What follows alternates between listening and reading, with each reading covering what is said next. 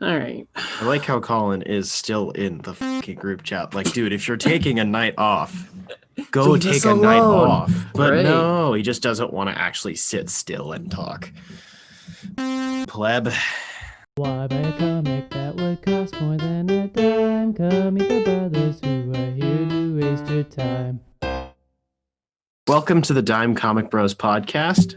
There are two of us this week. We are missing Colin, sadly.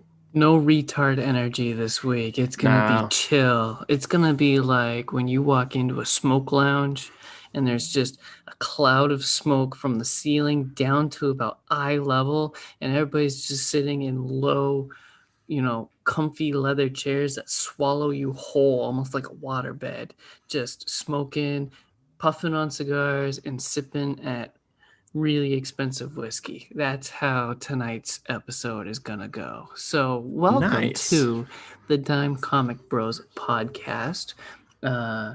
We are just two, usually three dudes sitting around a microphone, just yelling about the comics that we've been reading, or pretty much anything nerdy. Sometimes we talk about video games or adult coloring books with superheroes in them. I don't know. Or do the crazy thing and talk about Star Wars. Yeah, so wherever the night takes us, that's where we go. So what is up on the docket for today? So we don't have a main topic. We're just going to be spending some time getting caught up. There's a decent bit of news. We hadn't talked last week. If anybody has listened to the episode already, we didn't have a section for what we've been up to or any news. It was a special episode, so we have a little bit extra stuff to get caught up on. Do we want to just jump in with the news? Well, I want to start by saying, because Colin isn't here, that all right. So for the fans, usually when we're recording, we're drinking ginger beer because two of the three teammates on this crew are not allowed to drink alcohol yet, real beer. So I am trying a new ginger beer tonight.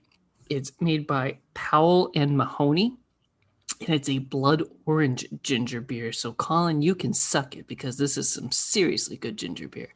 On to the news. It does sound like it. I actually know a YouTuber who has a different beer every time he does a video and just goes over. It's really interesting. Nice. It's not relevant. He does gaming news, but it's just a thing he does. I plan to be talking about some gaming tonight, so we will same. get there later. Alrighty, so we do have a piece of sad news just to get out of the way. Sean Connery, who is most famous for portraying James Bond, passed away at the age of 90 a few days ago. We've been losing a lot of good people lately. One of my acting heroes, definitely. So, very sad news. Yeah. Moving on. So Oscar Isaac is in talks to portray Moon Knight in the MCU. This has not been confirmed. There's been a lot of people escalating it to an official casting. He is in negotiations, which means it's very likely, but it's not official yet. So maybe don't claim it as hard fact. So what else has he been in? Just so the audience has something to yell at us about, like, you didn't mention whatever. So Oscar Isaac is most well known for being Poe Dameron in the recent Star Wars sequel trilogy. Okay. My favorite role of his was in Ex Machina. He portrayed a scientist. That's right. The alcoholic scientist. That was a really good movie. I really enjoyed Ex Machina. Yeah, I've seen he was also twice. I own it on 4K. He was also 4K.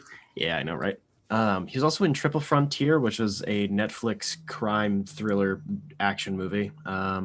He is going to be in the upcoming Dune adaptation. He's done which I'm very excited for. That should have been out by now, but yeah, very excited. COVID monster frigged up everything. Yep. He was also in Annihilation, the 2018 sci-fi movie. He was in X-Men Apocalypse as Apocalypse. Sadly, that was a bit of a rough movie. I think I got maybe an hour into that one. Yeah. Maybe. He was also in the 2010 Robin Hood film with Russell Crowe and the 2011 film Drive, which is one of my favorites. Is that the one with Nicolas Cage? No, that is the one with Ryan Gosling. Yeah, so I think this is a pretty good pick. I really do like Oscar Isaac. He has a different type of charisma than a lot of leading men at this point, but it's not super out of left field. He still brings a lot of confidence and swagger, but he has a little bit more meat behind his eyes. I don't know. It's just something about him always. Very weird description. there's usually another layer to whatever he's doing, and I think that would work extremely well for this character. Whenever I try to cast a character, I check for meat behind his eyes, and whoever you said this is definitely has meat behind his eyes. Moving on. So we have an article from thehollywoodreporter.com. Quote, actually, wait, that's a good idea. Who else do you think would have made a good Moon Knight? Shia LaBeouf. I was going to say that one. You dumba. That's been a kind of common fan casting, but I genuinely think that would be a solid idea. I don't think Disney has the gall to do it. I think it's a bad idea, though. Really? Because he's mentally unstable anyway. So if he plays that's why it's perfect of a mentally unstable guy, he'll just start killing people or something. I don't know. Maybe he'll kill cats, which wouldn't be. What do you mean? Thing. Start being like Jared Leto on the set of Suicide Squad and sending used condoms and rats to people because he's quote unquote method acting? That's different, though. I think Shia would actually break. Maybe. Who knows? Have an article from thehollywoodreporter.com. Quote, Netflix and Ubisoft are teaming to bring Assassin's Creed to television and will develop a slate of properties based on the best-selling game series. The first project under the pact is a live-action, genre-bending adaptation of the game. A search is underway for a showrunner for the project, which is currently in the development stages. The deal for Assassin's Creed will also see Netflix and Ubisoft mine the game's trove of stories for other live-action, animated, and anime series based on the global franchise. End quote. I want to know, just cutting right to the meat here, I want to know what they mean by genre-bending adaptation. Well, I mean, that has me a little nervous. That actually makes me more confident in it because something that the franchise is forgetting by the day is it is actually a sci-fi series. It's sci-fi fantasy and also period piece fantasy. There are supposed to be two distinct timelines running sequentially. Because of the Animus. Right. The whole framework of the franchise is based off of technology. And even when you go back in history, the ones that came before the Isu, where all the magical technology comes from, that's sci-fi to our understanding, even though it's in historical context. So that gives me confidence. I've always wanted to have series of game adaptations. The series usually end up working out better for whatever reason, whether it be time or production or whatever. But also the movie was a little rough, to say the least. And that's coming from a diehard fanboy, so... I haven't seen it, so explain to me what was good and bad about Ass Creed, the movie. Absolutely phenomenal casting. Absolutely gorgeous, like, set design. Physically speaking, like, the stunt work, choreography, set design, the performances, for the most part, and, like, the casting was off the charts amazing. But the editing was trash for the editing. Ooh. And the so, like, at least something salvageable is the choreography and the action was really, really, really, really good. A lot of practical work, but it was chopped up to bits. It's really clear that they did do a lot of the real work. You can go look at, like, behind the scenes stuff. They did the work. It was directed really well, but in the editing room, it got ripped up. And then the script itself was bad. Like, foundationally speaking, it misunderstands a couple of core concepts of how Assassin's Creed works. And because it's in canon, it's not an adaptation. It is a canonical entry into the universe. It threw a bunch of monkey wrenches into the mix because that's kind of Assassin's Creed's biggest problem since 2012-ish, was when one of the original lead game designers left, and it started becoming more transmedia, and they like were dropping protagonists and changing people and settings every game, and the modern day storyline fell apart and all that sort of stuff. The movie was a really, really big part of that. And it also has a pretty bad blue filter over all the modern day sections, like Matrix levels, but it doesn't make sense. Oof. Yeah. Instead of Matrix green That's being not like being clear, you can tell when you're in the Matrix versus the real world. Looks like an Instagram blue filter because it looks edgy. Like if you take that away, it already looks phenomenal. I would recommend giving it a watch. Like I find a lot of enjoyment out of just putting it on in the background because the stunt work is really good. The costumes are absolutely bloody gorgeous. The setting is really cool. Yeah. Mini tirade. So you can't even make a fan cut of it because of the filters really. And you can. You could kind of edit that. Like you could re-chop it and make it more fluid, I would assume, but because it's a poor script, I guess. Yeah, like you could probably filter. Right, like a bad script can be tightened up in editing, but a lot of the foundational concepts, like how the animus works in the movie, doesn't really make sense. And it's never explained properly, like stuff like that, where you can cut out parts of it, but you can't remove all of it. That and the major human antagonist of the franchise dies in the movie. You know, stuff like that. That's just, you can't really avoid. It's just, it was obviously written by somebody at Ubisoft who wasn't super familiar with the franchise, and it was never vetoed because Assassin's Creed doesn't have a lore keeper or like a committee of people. Like even Star Wars has that, and there have been some issues with that with Star Wars. Just check the wiki. Like genuinely, there's a big uprising in the fan community of. There are fans who will do this. There are people that the fans run all the wiki sites. They literally know this stuff better than the writers do for the most part, with exceptions to like Darby McDevitt and people like that. So quite literally just employ a couple of the hardcores to basically just do what they're doing and then talk to them before you start finishing like script ideas and pushing games into development. At least for the sake of lore continuity. Right. But I'm interested to see where this goes. Yeah.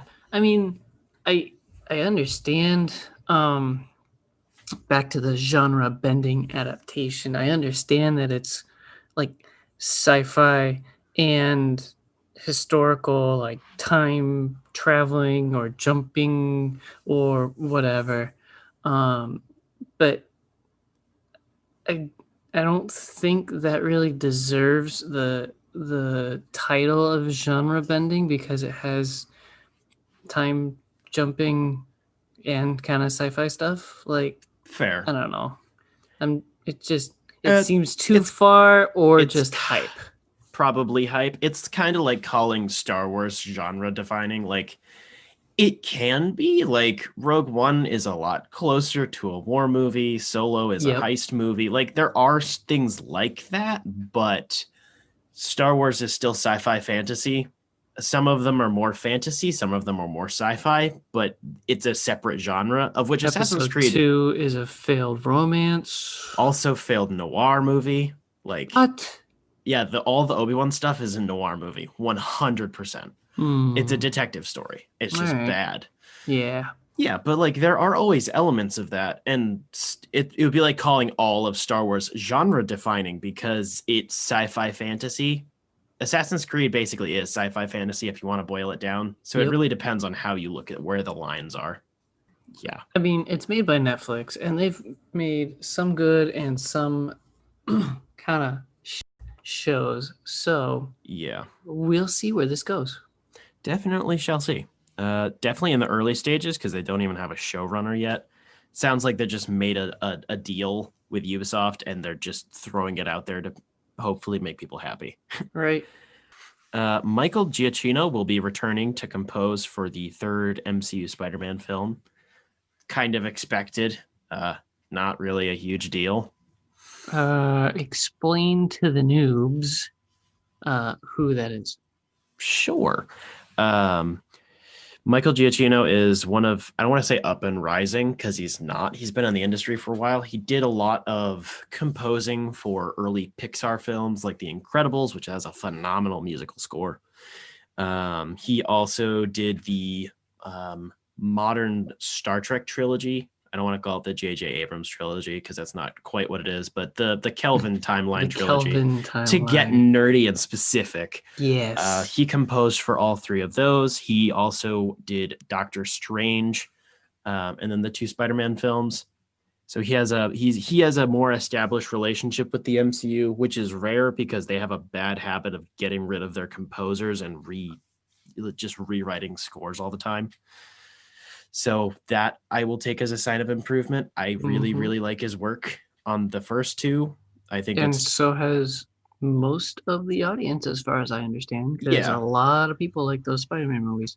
Yeah, and I think the music does a very good job of helping with the more whimsical parts of it, of giving you a bit of a high school feel to it. I hope that gets a little bit matured in this movie, as we're kind of all hoping the tone and story does as well. One would assume the music would do it, especially coming from such an incredible film composer who also did the score for Rogue One, a Star Wars story, in like 6 weeks.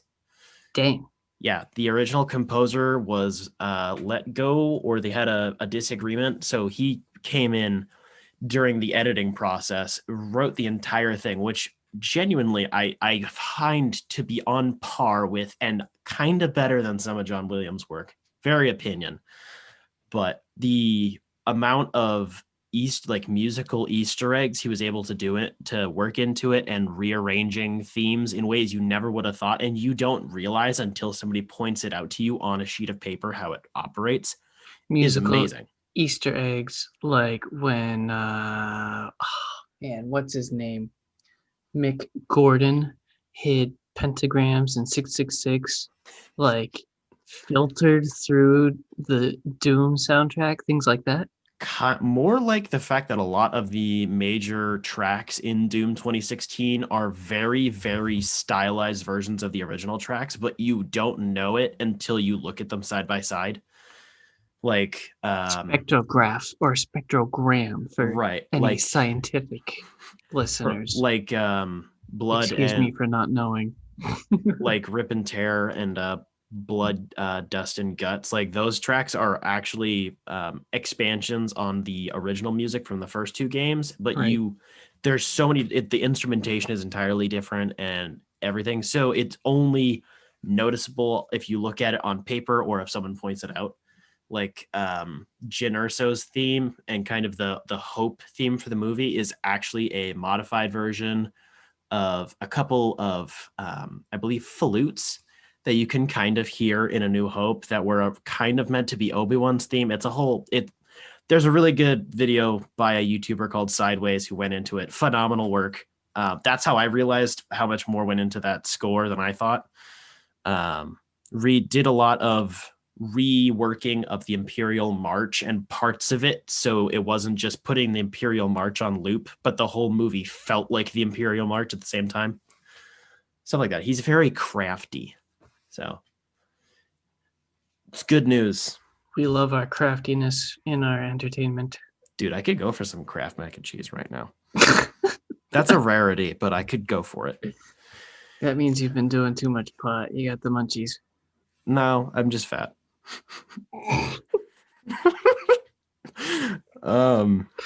Moving on. Ray Fisher came out and confirmed that every scene he took part in the theatrical cut of Justice League was reshot except for the scene on the GCPD rooftop. That's a lot of stuff. Did you know this, or did the cult underground know or have a feeling like what is and what is feeling, yeah. Snyder? When I go through the movie inevitably for the podcast, when we all go through it as a main topic, I'm gonna keep a tally count of every time it switches between the two, because as we've gone over and it's been established, it's like 10 or 15% Snyder footage max. That's a lot of Cyborg stuff to get reshot, and that would explain another reason why the CGI looks like garbage for Cyborg. I really like the design, but the CGI looks horrible because it was all done in like 6 months. I was gonna say because all the CGI looks horrible. Pretty much. Yeah, so that's rough. Also, on that note, this one's a bit of a mouthful. Forbes recently published an expose written by Shiraz Faruqi interviewing Ray Fisher about multiple and specific accusations of misconduct, including racially motivated misconduct before, during, and after the Justice League reshoots leveled at Geoff Johns, Joss Whedon, John Berg, Toby Emmerich, and Walter Hamada, all to varying degrees. A new and objective third-party investigator has been assigned to the investigation, one who also has prior experience investigating Warner Media's higher-ups. Shiraz Faruqi, the interviewer and writer of the expose, was quietly removed from his collaborative position with Forbes, and his article was modified 24 hours after its original publishing to remove the most gross of the accusations leveled at Joss Whedon. Bit of a mouthful. That is the most condensed version I could make that expose. It's huge. It's a massive interview, and it's exceptionally well written. But I was told I couldn't spend 30 minutes just reading it verbatim. So that's the condensed version. So in a simple sentence, what is your takeaway?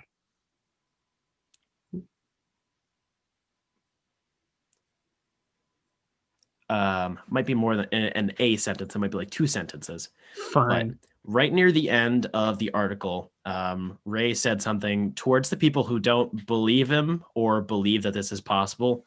What's more likely that I, a new actor, would torpedo my career entirely, spend all of my time talking about like legal drama and garbage and make every studio not want to work with me, or that a bunch of rich white dudes are going to be really crappy behind the scenes during a like media merger of giant corporations to try to keep their jobs.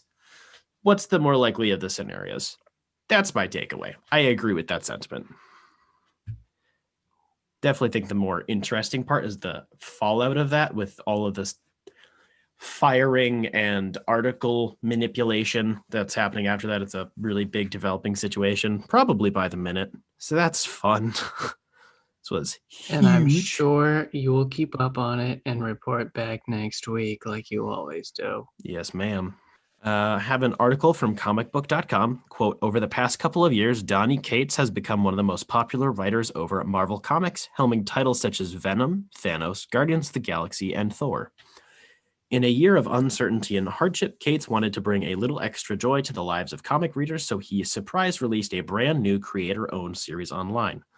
On Wednesday morning, with no prior announcement, Cates debuted the One You feed digitally through publisher Panel Syndicate. The first issue is available right now, and you can pay as much or as little as you want to download it.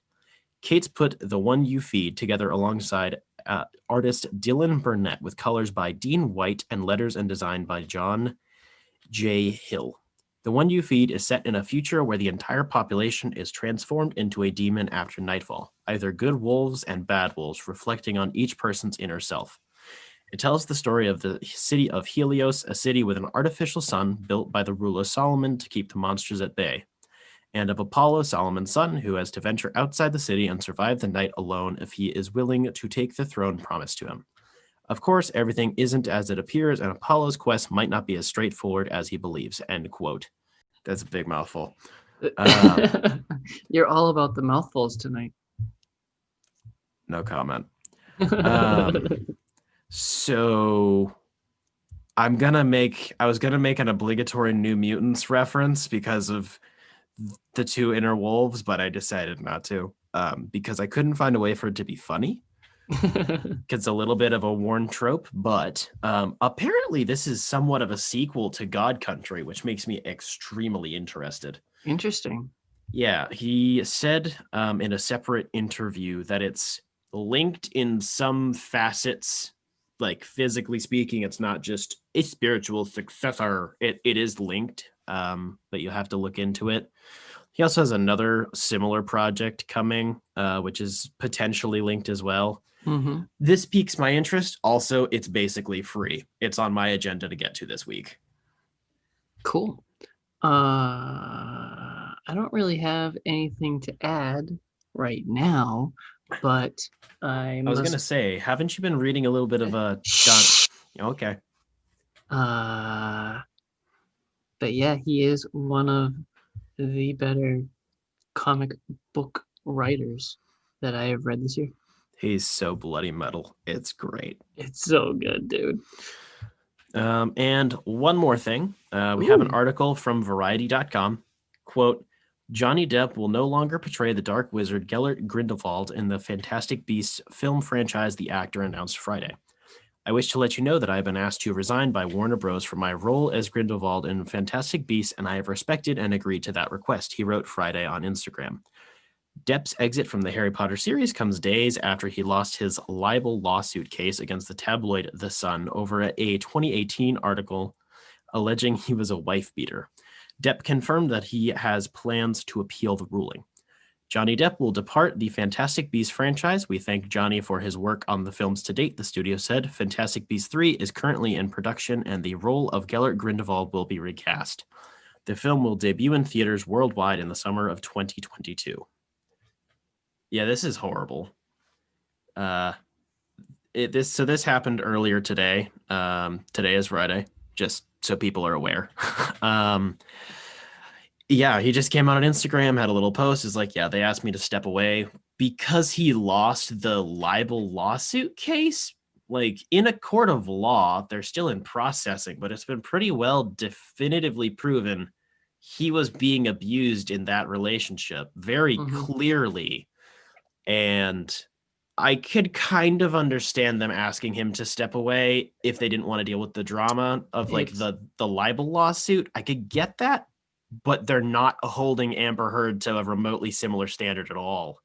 She still is currently working on Aquaman 2. WB needs to get their shit together. This is really bad. On a kind of positive note, out of all of that, the movie got delayed like 6 months, which could be potentially good. But also the character of Gellert Grindelwald was throughout most of the first movie being played by Colin Farrell because Grindelwald was in disguise. And most people actually thought that he did a better job than Johnny Depp did later. I don't know if I agree with that.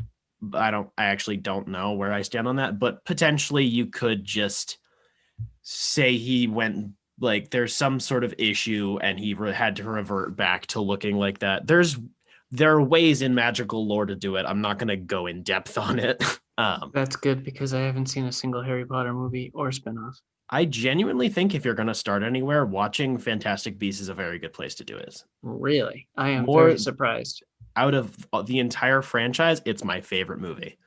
Wow. Because it's very well standalone. Its quality is entirely of its own. The story is very different. I love Newt Scamander as a protagonist. He's very different in a very positive way. Scale is different. Like it's really good. Would really recommend you do that before watching the films because I know you've been reading the books. Are you done with those yet? No, I have 3 more, I believe. Yeah, like what is it? The Order of Phoenix next? Let me Google that before the fans email in, even though it takes a week to publish this. Yeah. Yeah, because like half the movies I really like and another half I strongly dislike. Just the process of adaptation is really messy and the inconsistency is more what drives me crazy. But I really, really like Fantastic Beasts. I have a very strong emotional attachment to that movie. I was right. Good job. So yeah, I've listened through Sorcerer's Stone, Chamber of Secrets, Prisoner of Azkaban, and Goblet of Fire. I'm pretty sure I haven't listened to Order of Phoenix. Order of the Phoenix is a little bit of a rough book, like lengthwise. Best movie, I think, out of the actual series of adaptations. But it's a book. I'm extremely partial to the Half-Blood Prince book. That is easily my favorite. I might have actually listened to this one too. What happens? Yeah, I did listen to this one. All right, so I only have 2 more. Nice. I have Half-Blood Prince next. You should get on that. That's a very good book. Very, very good. All right, so that is the end of the news. I want to say that it was something else that Johnny Depp was asked to step away from too. I've seen it in the headlines, but I'm not remembering it right now. Oh, Pirates. There you go. Yeah, which the franchise hasn't seemed to really be moving forward in a meaningful direction anyway. And even before this, there were lots of rumors that he wouldn't come back, that Orlando Bloom wouldn't come back. So yeah, you can nobody tell, really knows about that one. Right. You can tell in 4 and 5, particularly just because they're bad movies, like on a script level, but you very much so can tell in 5 retroactively. Yeah, Johnny Depp was in the middle of some stuff. It wasn't him entirely just trying to collect a paycheck on a bad movie. Like, it's pretty clear he was dealing with things. Nowadays, when I watched it at the time, it's like, oh, he's just mailing it in. But with greater context of what was going on at the time, it's pretty understandable he was a bit off kilter. I completely forgot that there was a number 5. We actually watched it together. Yeah, I know. I remember that. But I only remember it now. Yeah. So that's the end of the news. So shall we jump into what we've been reading? Yes, I think we shall. Yeah, I think you should start. All right, let's get the ugly one out of the way. I started reading Infinity Crisis. Ooh. And I read the first issue and had no idea what the was going on. It was just so messy. There were people I didn't understand with very major roles. And I still don't understand because I haven't bothered going back. Superman and Wonder Woman were being bitchy at each other, and I don't understand why. There was something obviously going on there. Like, the world was ending, and they were like, the world was ending before, but now it's getting worse. And I was like, what you talking about? Yeah. Like, it was so messy. I tried going back later this week and just couldn't. I just didn't care after the first issue. So my plan is I have the DC freaking comics audio version of it. I'm hoping to listen to that, and really hoping that they add a lot more detail to what's going on, because they read it kind of like a novel. Right. There's a lot more explanation. I keep forgetting that those things exist in it, and so I'm really hoping that helps, and I might come back to reading it, but I definitely plan on listening and see how that goes. Infinite Crisis was really rough. Final Crisis is stupid confusing, but once you understand it, it's really, really, really freaking cool. See, I started that one this week too. I was going to talk about it. I read the first issue and I was enjoying it so far. Like, it's setting itself up. I'm not confused about what's going on right now. Yeah. So it's completely different in theme, and I like it. But that's all I'm going to say about it, because I don't know what the frig's going on. Nice. So I read Iron Fist, The Living Weapon, which is a 12-issue miniseries published in 2014 and 2015 by Care Andrews, I think is how you pronounce their first name. Spell it. Kaare. Sounds legit to me. Could be Kaar. Maybe. I don't know. It sounds like Klingon. But you would think that there's an apostrophe between the two A's if that was the case. So right. Now I'm thinking about the Shi'ar Empire. Anyways, so this is one of the more modern Iron Fist miniseries. As we know, it's Marvel, so basically everything is in continuity. So it partially goes over some of the origin stuff, but it's a lot more transformative. It takes a lot of previously established information and then changes how you think about it. But it's still a very well-contained miniseries. The art, I can definitely understand if people don't like it. I think it's excellent. It has just enough flair and flashiness to the actual Kung Fu, while being really, really grotesque quite often, in terms of the antagonist and a lot of the stuff going on, like just general human nature, it displays in not excessive amounts of detail. There's still plenty of shadow, like lots of backlighting, but it's kind of gross, but just enough, I think. The coloring is really, really bold. It's not like excessive or like Neapolitan or whatever. It's not crazy, but it is very simple in that sense. It has a couple of colors on a page, and it's very strong because it's offset by there being so much ink. So back to it being grotesque and gross, does that mean that it's violent, that a lot of people get the shit beat out of them, or Yes. what? Yeah. The primary antagonist has a lot of body horror elements to it. I was gonna get to story last, but it's a very dark book. Iron Fist is a interesting character in the comics because the tone can go either way. It can be really, really bloody dark, or it can be absolute chuckle fest. And I think there were a fair few good laughs, particularly towards the end of this book, but it is very dark. It delves into the nature of destiny and choice, and like the sense of not feeling control over your own life and having decisions made for you for all of the different characters, and how that relates to stuff in their past as well as the actual plot going on. Like, yeah, just the internal struggle of Danny Rand. Of one of the lines said in the book towards the beginning is about being a warrior. Like, you need to be a wall on the outside so you can keep your heart soft. And it delves really deep into that, and I think it does a very good job. But there were a couple of times I got mildly queasy. It might just be because this type of body horror freaks me out more than a lot of other things. Might just be me. It's not a horror book by any means. It's not excessively bloody, I don't think, but there's a lot of broken bones, a lot of twisted joints. There's some cybernetic stuff going on, and I'm going to leave it there. And this is one of those symbiotic books I keep talking about. Nice. That is written and illustrated by the same person. And you can feel it.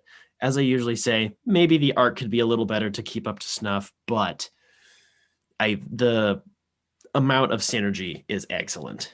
There's no miscommunication of what's going on. One of probably the best Iron Fist book I have read. Would recommend this as a starting point, honestly. There's a few things you might not understand easily, but for the most part, it goes over a lot of the really relevant stuff. As I said, it is a mini series. It is self-contained. So it sets up all the stuff you need to know, and it goes over some origin things while delving more deeply into the philosophy behind the character, more so than the action. Cool. What else have you been up to? Let me check my notes because I have a full page. This is the fullest page I have ever written of notes. So be pleased, audience. I'll give you pleasure. Let's see. I read Spawn, the first collection. I believe it's called Volume 1. It was written in May of 1992 by Todd McFarlane. Oh, yeah. Oh, yeah. Oh, yeah! So it was issues 1 through 6 of Spawn. So the character starts out with amnesia as Spawn. And he's like, what just happened? What's going on? Where am I? Who am I? Things like that. Turns out he made a deal with the devil. He sold his soul so that he could see his wife again, just to see his wife again. So he comes back from the in-between, or whatever you want to call it, with limited memories that are slowly coming back to him as you read further along in the story. It's kind of convenient. The memory reclamation is convenient. Oh, yeah. So for the plot. Yes. Always is. But it's also interesting because it literally, not literally, it really pisses Spawn off when he's like, he can't remember. he's a very angry character. Yeah. And he is like swearing that he'll get revenge on the devil, partly because of the memory issue, but also he finally sees his wife and sees that she's really happy where she is. Spoilers for like issue 2 or Oof. 3. She's remarried and has a kid, which Yikes. they were both trying to have, and it wasn't working out. So he's like, from then on, like it's an inner monologue of him battling with himself, like, should I talk to her? Should I explain who I am? I think at one point he did talk to her, but didn't say anything. He was like, "Ah, cute kid," and it was nice seeing you again. And she's like, "What?" And she's like, "Oh, it was nice meeting you." But See, I pulled a sneaky. but he's trying to figure out, like, she's happy. Should I involve her in my misery, basically? But that's why I made the deal with the devil to come back, is to see her again. So it's painful, to say the least. It's very relatable for most humans, I guess. You can understand the emotional pull of the story. The artwork is amazing. It's also grotesque, as you were describing. The villains especially are very grotesque, very bony, very kind of like Dead Space, I guess. Like the Ooh. monsters in Dead Space, they're just Nice. weird meat conglomerations. That's rough. Not just like humans thrown through a blender, but it's like, Yeah. Somebody Somebody designed this, but it doesn't make sense. Spawn is icky. Gotcha. Limbs upon limbs and What about hands on hands on hands on hands on hands? yeah. Nice. So it's gross, but it's really, really good. It makes the villains look villainy. Nice. I've been meaning to get to actually reading Spawn. I have some basic awareness, and I watched the movie adaptation. Yep. That's about it. I've seen some really cool toys from McFarlane Toys, surprisingly enough. Right. I haven't made it all the way through the movie. I've tried a couple of times before. I was invested in Spawn. Now I'm all invested. Right. It's not horrible, but you had mentioned that there is a animated series from the 90s that looks to be an HBO exclusive, which is weird because it came out in like 96 or something. That's whack. Like the quality, it might have just been recently remastered, but the visual quality of that looked really, really clean. So it makes me interested. I have yet to get to that. That is on my agenda, but I feel like I should mention that because I just brought up the movie. Well, you just took away one thing that I was watching, so darn. Well, we'll get there. I'll go back to it later. I also want to specifically call out that, while talking about the artwork, that the cape is epic. It's not realistic, but it is so just majestic. Majestic. Wow. The adjective that I have written down here. It's just billowing all the time, and it swoops up from his neck, like past his head, kind of like horns, I guess, like Hellboy horns, if you want to picture it. It's just that little swoopiness of it, but it's a high collar. Oh, it's so dramatic. It is so very good. 90s. Speaking of very 90s, though, it kind of suffers from the typical 90s, like pouches on pouches design. Pouches on pouches, small feet, big shoulders. Yeah, we're talking about you, Rob Liefeld. Cable, Deadpool. Yes. Superman with guns, because that was the thing. What? Yeah, look it up. Okay. But he's still a badass. Oh, there's also chains on chains on chains.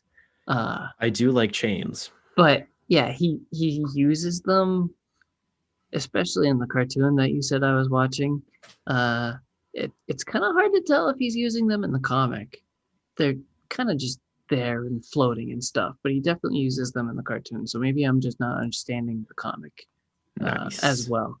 But Are they flamey Ghost Rider chains?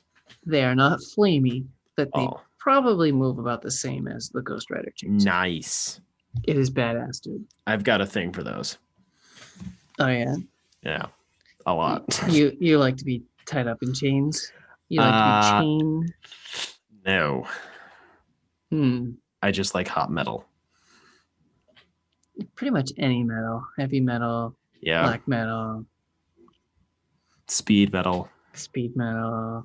I was What looking about up this. prog metal? Do you like prog metal? I was looking up the subgenres the other day, and apparently there's stoner metal. I Yep, did not know that. it's Nirvana on steroids. Pretty Oh, much. is that all? All right, that makes Kinda. sense. Weird. There was a quote that I will end on and kind of go into a tangent about, and you're definitely going to have differing views on this. So Oh, here boy. here we go. This is where the shit gets deep. Heroes ain't supposed to be normal. They're supposed to be better. And imagine better in like metal scratchy writing, like somebody drew many, many, many lines to Yeah. accentuate those letters. Heroes ain't supposed to be normal. They're supposed to be better. That's why they're so famous.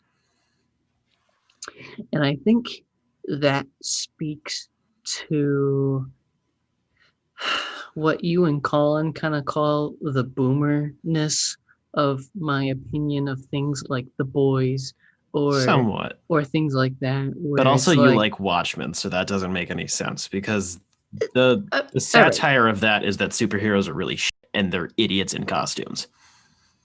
I can live with Watchmen, but it's not like my favorite story ever, you know? Such sadness. Like it makes its point and it's succinct enough, whereas The Boys just goes on and on and on and just shows you how awful the heroes are and how very popular they are and how they just revel in it, even though they're such villains. It's like A-Train, baby. I can't stop. The basic, I don't know, there's so many examples of like the heroes being bad guys. Oh yeah, it's definitely overdone. The cinematic villains just to get popularity and make money and whatever. I think you're gonna like the most recent run on Batman by James Tynion. I think you're gonna like it.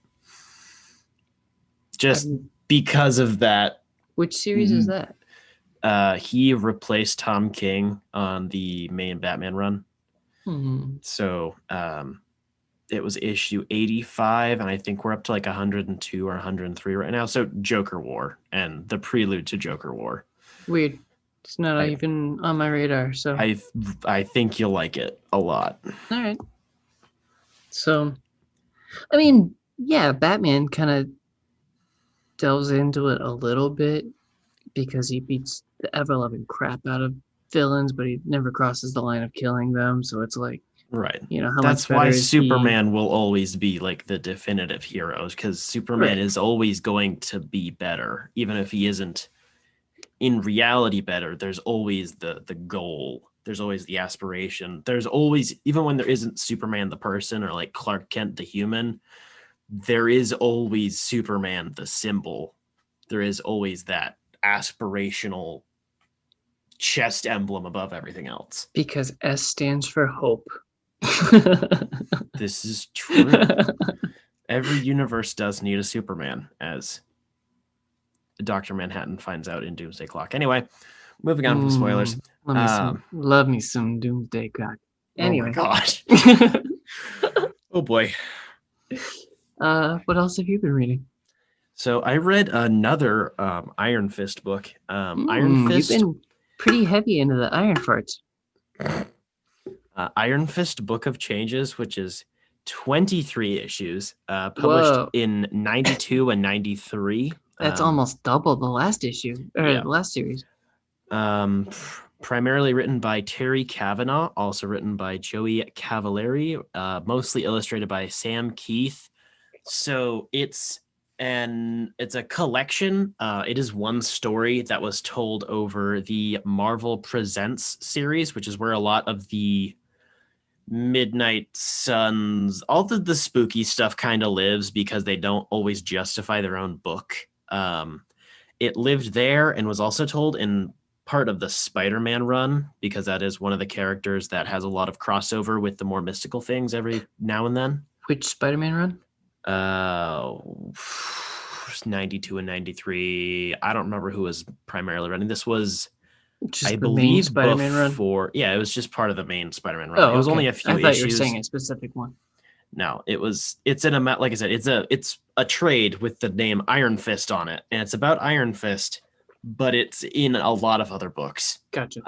Which, yeah, it's basically a crossover between Iron Fist and Ghost Rider, which is an amazing pairing. Yeah, it's a really good pairing. I think the chemistry that they have is excellent. The different types of mysticism work very well together, as well as in contrast. But the art was fine. Like, there's some decent panels here and there. It is a little 90s, so like mega big shoulders, little calves, small feet. Not 100% Rob Liefeld, but like that, it looks very 90s. That's because Rob Liefeld can't draw feet. Yeah. Yeah, it's very 90s, but before it started getting into just black and red and leather, like right at the end. So art's like fine. The premise is pretty interesting. It's hard to describe the plot, so I won't even bother, to be honest. But Iron Fist, Ghost Rider crossover, that's all you need. Right. So the premise is phenomenal, but because it's spread over so many different creative teams and over 3 or 4 different runs, it's a mess. So it's stupidly long. This thing should probably have been like maybe 15 issues. It's really long and bloated, and the tone differs between writers because it's in a different series. So it's a bit of a slog, but I'm stupidly disappointed there are no other crossover books like this one. The characters have met and interacted in other books, but not an Iron Fist Ghost Rider team up book. There's nothing else like that. And I want more of it because those are 2 of my favorite quote unquote underground Marvel characters. And they don't even, they're not even like in the same realm. Like, one wouldn't even imagine, like, what's a good team up? Oh, Iron Fist and Ghost Rider. Like, Iron Fist is, Ghost Rider especially is a loner. Yeah. Pretty much. So him teaming up with anybody is kind of unusual, but yeah, like Iron Fist is so under the radar. He's just a street, just a hair above street vigilante. Like, but that's the thing. Like, they both are in that sense, and they both deal with mystical occult things, just entirely different aspects of it, different cultures. You have like Ghost Rider is more of the satanic, I guess. Right, a lot more of the satanic stuff. You Occult. have like actual occult, like Central American stuff. A lot more. And Iron Fist is more of like a peaceful Buddhist Shintoism. I definitely wouldn't call it peaceful, but yeah, it's a lot more. Depends on which run you're reading. He's quite pacifist. He can be. In the other book I just read, he definitely is not. It really depends on which book you're reading. That's weird. That's what I said when I meant he can go both ways. He can be pretty silly and goofy when he's hanging out with Luke Cage, and then other times he's a bloody monster. It's ridiculous. Yeah, and then you have that, which is just different types of Eastern ideas. So when they both have references to like hell or like a negative sort of afterlife or a space between, but it's entirely different. But because it's superheroes, those are 2 different dimensions that like coexist with each other. Like those sorts of things, like the fact that basically all of the urban legends and myths are true in every culture, and they all interlink in some way, shape, matter, or form. Like all of that sort of stuff. I love that. And just really disappointed I spent like $20-$30 on this book because it's not great. I mean, for the size, it's not a bad price. Like price per page, it's just not 23 great. issues. It's just not great. It's also printed on the slightly older paper, so it's thinner. Because it was Is published that like Watchmen paper where it's soft, kind of newspapery? Closer to that, not exactly, but closer to it. Because I really liked the Doomsday Clock paper, like super glossy, kind of thick. Yeah. Very high definition. Yeah, it's not that. It was not terribly popular. A quick breeze through on like Goodreads and other places online. Not a lot of people have read it or care. So it makes sense that it's not a terribly expensive reprint. It's just there for the sake of having a reprint. Gotcha. What else have you been reading? I need to go pee before we continue. Okay, I also have to go pee. All right, so I beat Spencer back from the pee break, so I get to talk all kinds of shit. I would like to first call out his girlfriend, Honey. Thank you for listening. We appreciate your listens, even though you won't admit to listening to your future husband. Colin, when you start listening to this because you are missing out this week, just know that we love and miss you, but also tell your girlfriend that Saturdays exist too, okay? All right? You can make dates on Saturdays, but not Friday nights because Friday nights are for the boys, all right? Oh, man, and Spencer's back. Darn it. What? I was talking mad shit. Oh, cool. I have emptied my crotch pouch now, so we're good. Nice. What else have you been reading? Yes. So I started reading the Dark Universe collection, which is a retelling of fan favorite classics, DC comics in a dark multi-universe. I don't freaking know the timeline and where it takes place. All I know is DC wanted to make a dark spin on fan favorites, so they made up a reason, and here we go. Unless Spencer would like to correct me on that. No, I'm curious. So you started reading. So it sounds like you're talking about the Tales from the Dark Multiverse book? Yes. Okay, that makes sense. Why are you reading that one first before reading through all of Dark Knight's Metal? I'm curious. I did not see it on the chronological reading list that I printed out. That's fair. Literally, I have a checklist of read this first, and it goes by issue, not by book, because you have to jump the 4 Dark Knight's Metal books, which kind of pisses me off. But I did not see Dark Multiverse on the list. Gotcha. So, yeah, it's not plot relevant. It's just it utilizes the storytelling device that's set up in that. Right. I did notice that when in the Dark Universe issue, there's the Joker with the freaking pet demon Robins or something, and I know that's part of Metal, but I don't know anything about it yet, so no spoilers. But fine. The cool thing about this book is that it has the original issues in the back and the new issues, the Dark Universe issues, in the front. So the first half is Dark Universe, and the back half is just the fan favorite classics. Yeah, that would explain why that book is so thick for what it was. Yeah. Gotcha. So, again, because I haven't read any of the Metal stuff and know nothing of the Dark Universe so far, I started with the original. So, let's kick it back to July 1993, a couple of years before Spencer, Colin, and especially I have that the other way around. Me, Spencer, and especially Colin were born. Batman number 497, written by Doug. Holy crap, my penmanship's bad. Menech, maybe? It looks like Monech. But anyway, I wasn't all that impressed. It's just there for Batman to have the shit kicked out of him by Bane, and that's pretty much it. For people in the audience who don't know, this is the infamous issue, where Bane bends Batman over backwards, quite literally, and breaks his back. So it's the same thing, but darker. No, this is the original.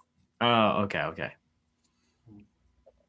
Back in July of 1993. Yeah. I wasn't a big fan of Nightfall, honestly. I like the surrounding series, Nightfall, but I like a lot of it in theory. It's just a lot of issues for what is a fairly short thing. Anyways. Yeah. I don't know. It only has this one issue, and Gotcha. Batman's clearly suffering from something. He's like, I don't feel well, and he comes out of the Batcave from behind the clock door that the grandfather clock door that hides his cave, and Bane's there and just completely destroys him. Yep. And there's like an inner monologue of Batman saying, I'm not feeling it today, and then he's broken, and that's it. So maybe it's the climax of the series. I don't know, but just by itself, kind of sucked. But then... So what's the edgelord version of that? That's where I'm going next. So there's Batman Knightfall, written by Scott Snyder and Kyle Higgins. A godlike character is searching the universe for a hero or heroes for a coming fight, pretty much. This godlike character's name is Tempest Fuganut. I don't know, that sounds kind of edgy. Fuganut.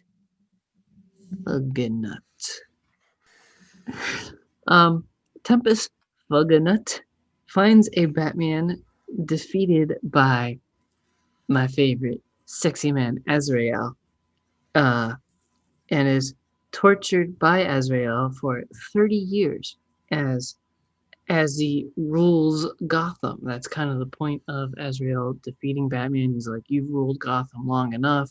I'm going to do it now.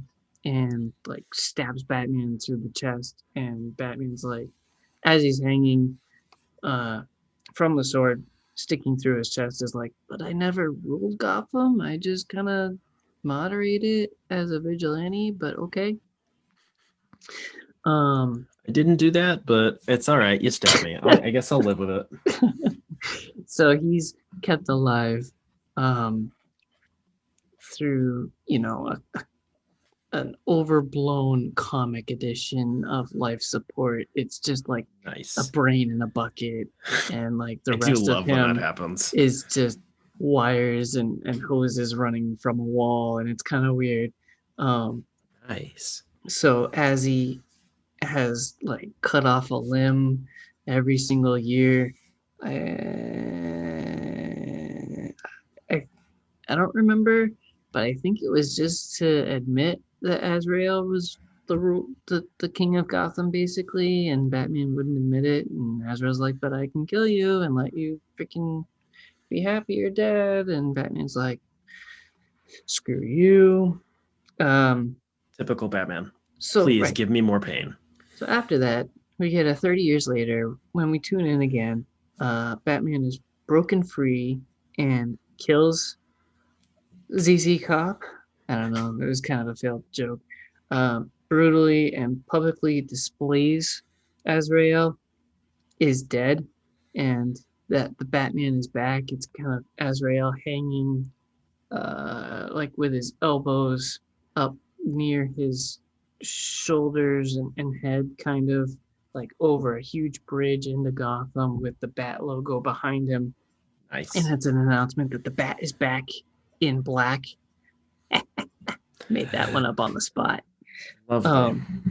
So this causes the Kmart version of the Watcher to judge that this Batman is unworthy and moves on. Kmart version of the Watcher. Shout out to any of the old Gen Zers who remember Kmart. Dang. So, I don't know. It's weird. I kind of like, I know what I'm getting into when I read Dark Tales from the Multiverse. Like, Edgelord. yeah, you know what you're getting into, but the surrounding story I don't understand yet. I will get back to you. Have you been reading anything else? That is the end of what I've been reading. Have you read anything else? I have read one more thing. Nice. I read the first collection of Venom, written in 2018 by Donny Cates, who was mentioned earlier. Ooh, lovely. So as I was reading it, I was picturing how I was going to talk about it tonight. And what I came up with was, if Thor, the Thor run, I forget, what's the first collection called? Is it Mighty Thor? That is No. nope. Thor: God of Thunder, I right. believe. So if Thor: God of Thunder by Jason Aaron is a mix of Viking and power metal, like it's just badass. It's drawn like a painting, like it's just and the story is just mind blowing. It's huge, it's bombastic. It's like a literary epic, right? If that's a mix of Viking and power metal, then this Venom run is a mix of black and death metal. Like Nice. it's just as hard. That's a good way to describe it. It's just as good. It's good storytelling, just like black and death metal is good music to listen to. Yes. But it's got that little bit of grunge and self-loathing, I guess. And Donny Cates and Jason Aaron are genuinely two of like the best comic book writers on the planet right now that are still alive. It's insane. So good. And then them and Scott Snyder, why are they all metalheads? It's great. I love it. Right? It's bloody sweet. Yeah, this has the potential to be my comic of the year so far. Even though it came out 2 years ago, it's just the comic that I read this year that is up and coming my favorite. Nice. But we will save that for January episodes where we talk about our favorite comics of the year. But anyway. So how far are you into this run? You said the first collection, so I think that's volumes 1 through 5. Oh, gotcha. Oh wow, you really did get a lot of reading done. Yeah. It's really good stuff. Yeah. So apparently I was unknowingly coerced into likening Thor and Venom because the two are freaking connected was the word I had written in my notes. Wow. I told you it's a tight page of notes. It's all connected. The two are connected through the story. Awesome. So I cannot wait until you get to read War of the Realms. Your brain is gonna blow up. Oh, I did get my hands on that before I read anything else. And was like, what is going on? Frick this. I'm not War of the Realms and Absolute Carnage. You're gonna love it. I guess I'll give a little bit of an explanation since that's the point of tonight's episode is to just ramble. Do it. So the first several issues of Thor, God of Thunder, Thor has to beat down a god killer. And pretty late in that story, we get an issue explaining how the god killer got his god killing abilities. And he was just a weakling. I kind of picture like Planet Hulk, the little bug-like things that can't do anything. Yeah. That have a miserable life living on a desert planet with no water, and everybody's just miserable, but they keep reproducing so that they live in misery. He is living his miserable life searching for water or anything, and he's discovers these two fallen, I believe they were gods, that killed each other at the same time. One's impaled by a spear and the other's impaled by a sword. And there was some sort of goo or something through the sword, and the sword like connects to him, and that's how he becomes the god killer. Through why does that sound suspiciously like a symbiote or a symbiote? Well, I thought that when I was reading Thor, but it was never explored. So I was like, all right, that's weird. It's kind of gooey and gross, but it didn't look completely symbiotic, if you know what I mean. It wasn't completely... When are we going to do we got to do an episode on Venom eventually so we can I knew you would. Stop referencing it so much. Oh, boy. So anyway,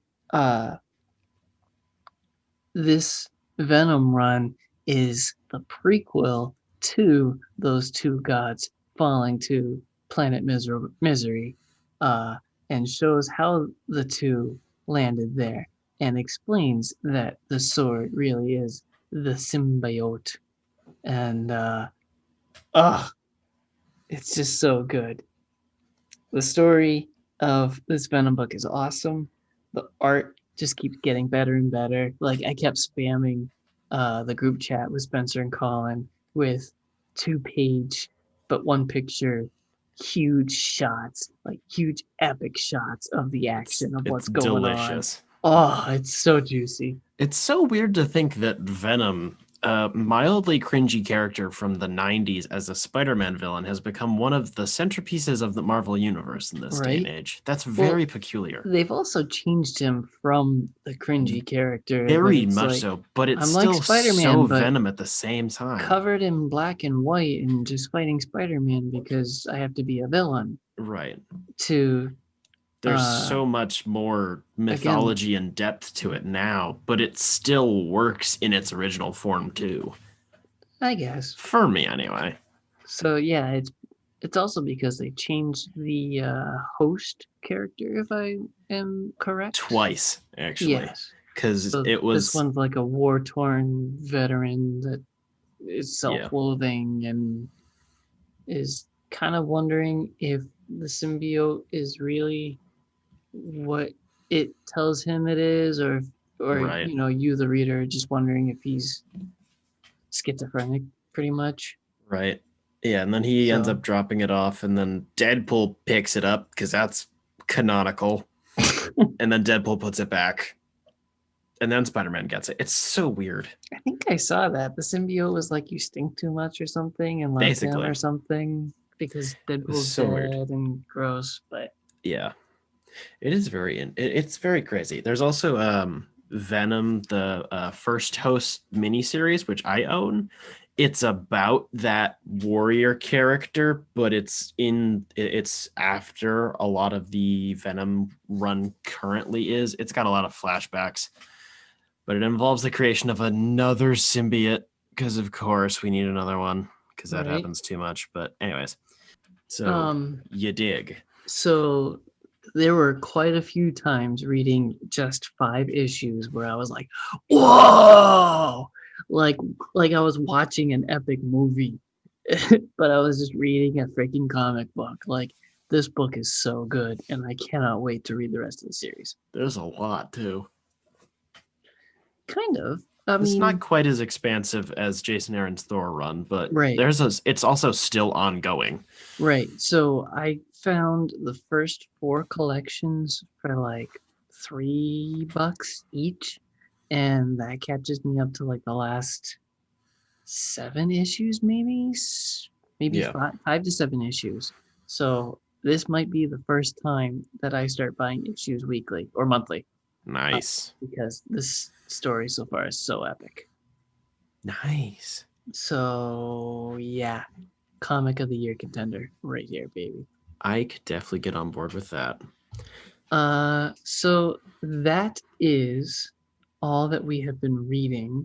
And as a side note, I would just like to critique this ginger beer a little bit. It's got like extra bubbles or something, so that even when you're sniffing it, it tickles the back of your throat and makes you kind of cough, much less when you're sipping it. You got to be very careful sipping it. It's not just spicy. I think it's too many bubbles, but it tastes good. So with that being said, let's move on to the now I'm thinking new about topic. Now I'm thinking about Cobra Bubbles from Lilo and Stitch. Let's move on to the new topic, the new part of the show that we are introducing without Colin. That's right, folks. Let's talk about this week's Mandalorian episode. Oh, that's what we're doing now. Okay. On the spot improv. Yeah. So talking about the first episode of The Mandalorian Season 2, so that'd be also Chapter 9. known as Chapter 9. Which is The Marshal. That came out, technically speaking, last week. But anyways, yeah. Time shifts between the release of our episodes and Mandalorian episodes. Yeah, we don't have a 24-hour turnaround. That's not a thing. Although I did last week with the Justice League. You special. really did. You slayed that thing. That was great. I just wanted to get it out of the way and have a week of gaming. Yeah. So, yeah. Holy cow, that was an absolutely excellent season premiere. I watched it 3 times in the same Oh day. my gosh. I watched it on my own. I watched it with Colin right before we recorded last week, and then I Yeah. watched it again when I got home. Nice. It's so good. So, do you want to get into the Boba Fett lore? I mean, there isn't much to it, but yeah, I can explain that. So the character, obviously full spoilers for this episode. Cobb Vanth, the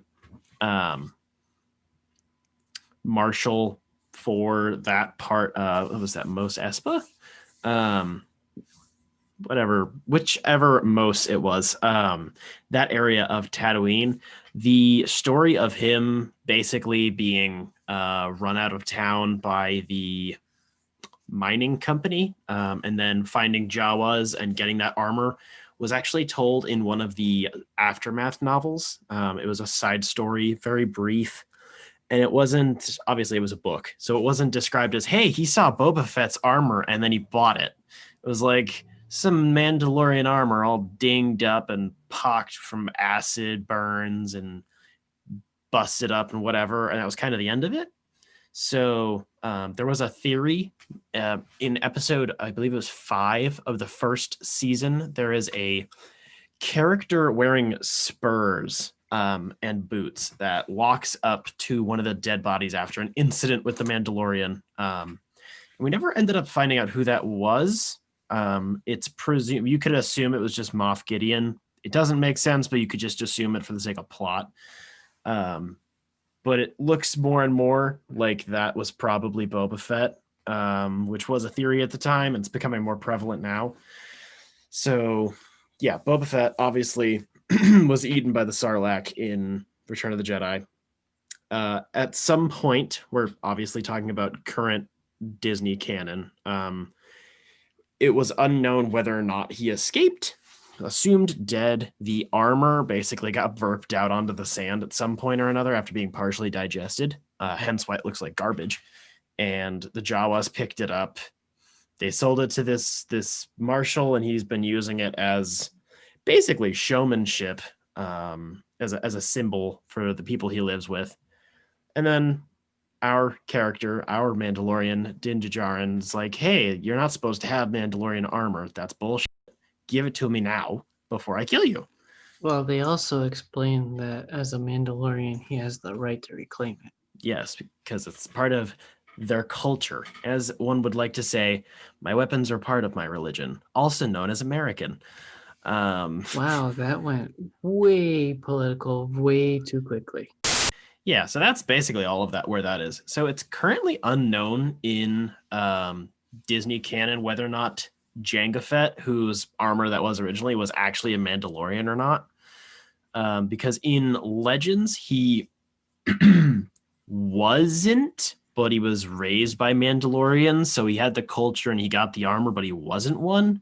He obviously doesn't follow the code, which was set up after the Purge, because the Purge was, set in after like the Jedi, the Great Purge of Jedi. It was after that. So Boba Fett never really followed that. He was just a mercenary. Jango Fett seemed to be somewhat similar, but the Mandalorian culture between Legends and canon is clearly different in multiple different facets, whether it just evolved differently or it was always different or whatever. Initiate Order 66. Oh boy. Dude, I really want to go watch the prequels now. You really don't need any encouragement to I watch really the don't. prequels, I so. genuinely don't. Yeah. So it's unknown whether or not he was. Judging by his behavior, he wasn't, because he was just a mercenary who worked with the Separatists for money. But theoretically, he could have been, but it makes more sense if he wasn't. So it would create an interesting dichotomy of the Mandalorian warring with Boba Fett in one way, shape, matter, form over the fact of, you're not a Mandalorian, you're disgracing my culture, blah, blah, blah, all sorts of stuff. And that's why I'm interested in Boba Fett still being alive. Not because, badass is still alive, because he never did anything badass and we all know it. He just looked cool. That's fine. It's okay that people just look cool. Thank you for coming to my TED Talk. Boba Fett is still cool, even though he died like a puss. One of my favorite gags from this episode, completely unrelated to what you were just talking about, was that one of the Tusken Raiders was brushing the Banta's teeth. That was so funny. That was great. Like, some of the humor was forced, but that was freaking awesome. I really enjoyed the fact that the Marshall's hover bike was made out of a pod racer engine. I loved that. That's so goofy. Like, it's goofy as all hell, but it's so great. I want to know whose pod racer it was a part of. I'm sure there's some sort of deep buried Easter egg there. Potentially. I mean, it kind of looked like Anakin's, if I'm being honest, but I wasn't paying that close of attention. I think getting that specific is where it can kind of lose the impact of being special, because then everything is connected and the world feels small. Just, there were pod races on Tatooine, like a lot of them. A lot of pod racers got destroyed. So it would make sense that it got salvaged. I don't know. Also, I know you're gonna sigh heavily when I say this, but they stole the sandworm from Dune, and you know it. Little bit, yes. Little bit, yes. But there is hope in this. It is a badass fight at the end of the episode with the sandworm, and it looked really cool. I was watching it on my phone with crappy headphones, so I want to watch it again with like a surround sound system and hear those heavy booms. Oh, it was excellent. But this could be proof that the Monster Hunter movie could actually not be completely shit. That's a very interesting takeaway that I had not thought of, but that is true. Also, Mia Jovovich. No. I knew something that I double taked when I was watching it with Colin, because I hadn't noticed when I watched it on my phone the first time, the aspect ratio. It's me and aspect ratios again. The aspect ratio did shift when the sandworm came out during the final battle. When it was a blank screen, it did switch over to being so it went from normal 16:9. So there were small bars on the top and bottom, and then it switched over to, I think that'd be 1.85. And those bars were gone. So the screen actually expands. So you're using the entire screen during that sequence, and then it goes back down. Didn't notice it on my phone. I thought I was going crazy when I watched it with Colin, and then we scrolled back when it, like, at the end, and then it shifts back down. And I was like, oh, I'm not crazy. It did get bigger. That's freaking weird. Cool. Did you research it? No, I just watched it. It physically changed. And I mean, I can guess what aspect ratio it is. Nope. But like, it clearly is because you're using a massive freaking sandworm. They want to show how big it is. Like, you don't really need to explain that. But so I thought the little black bars on the top and bottom were to make it a wider view, kind of like when you shoot a panoramic picture on your phone, the black bars on the top and bottom get bigger and bigger. It makes it wider. You go sideways more and more and more to get that wider shot. So are you actually losing space or making the space smaller by taking those bars away with a different aspect ratio? It depends on which aspect ratio you're switching to. I mean, think of it, the easiest comparison is think of IMAX being used for The Dark Knight Rises in some sequences. Switching back and forth was really janky. At least it bothered me. But like, it switches back and forth during some of the action sequences, or you go to something we have discussed recently, Zack Snyder's Justice League. Yeah. Easiest comparison, the screen is more full because it's utilizing more of your physical screen space that's available. So when it's cropped or like a 16:9 or whatever, like generic widescreen where there are some bars on the top and bottom, it's making the image wider. While it still obviously maintains some height, it depends on how you shoot it. You have to shoot for the two different aspect ratios in different ways. So when you add it and you take away those bars, essentially, you're adding more onto the top and bottom. So however you shoot it, it can be further out or it can just feel like it's crushed in. It really depends on how you shoot it. Aspect ratios aren't simple. But so a quick Googling, according to all-knowing, all-seeing Wikipedia, the majority of the episode is shown in a 21:9 aspect ratio, while the crate dragon fight at the end of the episode was expanded to a 16:9. Okay, that makes sense. Apologies, I was getting my aspect ratios up. Oh my gosh. I know, right? So bad. So is it like a smooth transition? Like, do the bars slowly expand? No, it dissolve, was... Or is it a hard chop?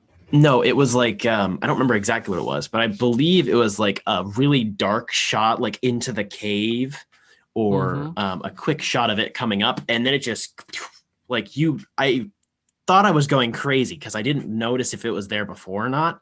So they intentionally hit it with the cave? Right. Is something along those lines? Weird. Or like when it was coming out of the ground and then as it moved, the screen bumped out or something along those lines. So it was sneaky. When it went back down, it was kind of obvious, but nobody really cares. I'll have to go back and try different ways of watching this. Yes.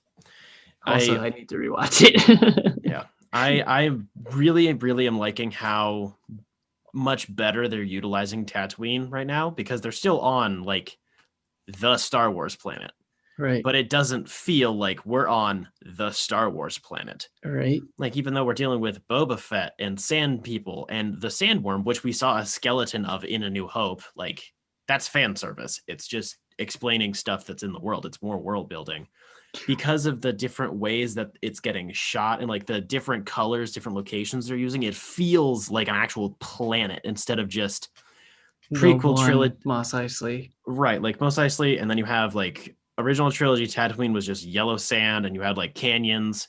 Then you go to the prequels where it's like really big and red and orange, which I really did like. It was just very clearly CG. Prequels.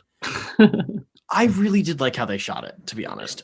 In at least in episode 2, more so. Episode 1 was pretty close to A New Hope in terms of that, but in episode 2, it was bigger and more blood red on occasion, different types of canyons. And then in The Mandalorian, we have more like brown sands and more dune. Like, we're seeing different parts of the planet. So the landscapes are changing. Some of it's being shot on set, but a lot of it looks to be shot on location in some other places. So it feels more holistic. Shot on location in Tatooine. Tatooine. Yes, clearly. Yeah. And I love how they're still utilizing the Tusken Raiders and they're expanding their culture. That sort of stuff always gets me, where it's like world building on stuff we already knew. So it's like, yeah, they aren't just, we touched on this with the first season, obviously. It's like, yeah, they're not just monsters like every other culture. There are differences and people can't communicate clearly. So something about that kind of bothered me. It was like when they beat the dragon dune sandworm thing. No, I can't let that go. All the Tusken Raiders started cheering by raising their arms and weapons over their head and doing the grunting. Yeah, that. Yeah, exactly. Yeah. But in episode 4, the original Star Wars movie, that happened when the Tusken Raider was attacking. So it was weird to tie those two together or to bring them back. I didn't notice that, but I think like the tone of voice was very different. I might be wrong. I don't know. I want to look into that now. I just like Sand People. It's interesting. I must agree. They did really well with using the Tusken Raiders and expanding their it makes sense their story and their culture. It makes sense that the Mandalorian has sympathy for them because he's also part of a nearly erased culture that nobody really talks about or respects anymore. So it makes sense that he would be talking to these people. Like, it just fits. So I know I keep bringing up complaints, but it seemed kind of forced. The mistrust and unhappiness between the townspeople and the Tusken Raiders. Like, really? There were a couple dumb examples of like, oh my gosh, are you kidding me? You guys suck. And it's like, all right, calm down. And they're learning to work together. Like, it felt a little forced, trying to show that they didn't get along. I guess. I mean, it felt a little bit more goofy than it normally does. In that sense, probably just because we haven't seen so many of them in a place, like not in the middle of an attack or with normal humans or whatever. Mm-hmm. I mean, you definitely don't have to convince the audience that people don't like Tusken Raiders on Tatooine, because they're literally treated like garbage and Anakin slaughters the shit out of them multiple times. Just give us one example that they don't get along and make it way less cringe, and it would have been so much better. Yeah, fair enough. Leave it assumed. I really like how Cobb Vanth looks like garbage in the Boba Fett armor. Like, I mean, he still looks cool, but like he doesn't fill it out right. He's not built for that. It's not made for him. You can tell he's using it for show. And I just really like that. Kind of looks like a hobo just picked it up and is trying to make it fit. Kind of. It's really cool. And also the casting is very on the nose, because it's him. It's really meta, because the actor is portraying a character who's putting on a performance like the characters he usually plays in Westerns. I just thought that was really cool. I don't know what you're talking about. He's played a couple, like the lone gunman marshal boy, like the I run this place nonsense, like that same type of Western character he's played quite frequently in a lot of other forms of media and at different shows and stuff. And I like the fact that it's meta, because it's like, hey, he's actually really not like that. It's just putting on a performance for like the town. Even the town doesn't know it's entirely legit, but it's for the sake of unity between the people in the area. Interesting. I liked it. Also, the rocket was great. That was an on the nose Iron Man reference, and I don't care. I want to know how he keeps reloading that rocket. Is it a unique rocket, or is it like common ammunition? Like, probably. Where do those rockets come from? Because he used it earlier in the show, like when he was telling a backstory of how he got the armor, and then he uses it later, and it's like, how did it reload though? It's probably just regular rocket ammunition, because even if it's not in common use at that point by normal people, the Mandalorians were a massive culture, and they did spread their technology elsewhere. So one would assume there's ammo around somewhere you can buy. I need answers. Goodness. So anything else? Tamora Morrison is looking like a really jacked up Boba Fett, and I am so down. I'm cool. Very excited. That's all I've got. Nice. What else have you been watching? So I've watched a decent bit, actually. Crap. not a whole lot, but I was gonna talk about the first season of The Mandalorian, but I'm just gonna skip over it because we've already been talking about the second season anyway. Because I rewatched the full first season. Best viewing I've had so far. Nice. So I watched Ready or Not, which is a horror black comedy film.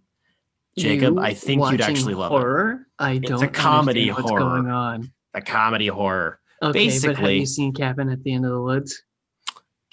Yes, I have. Freaks me out, but is also funny. So basically, newlyweds. There's a couple.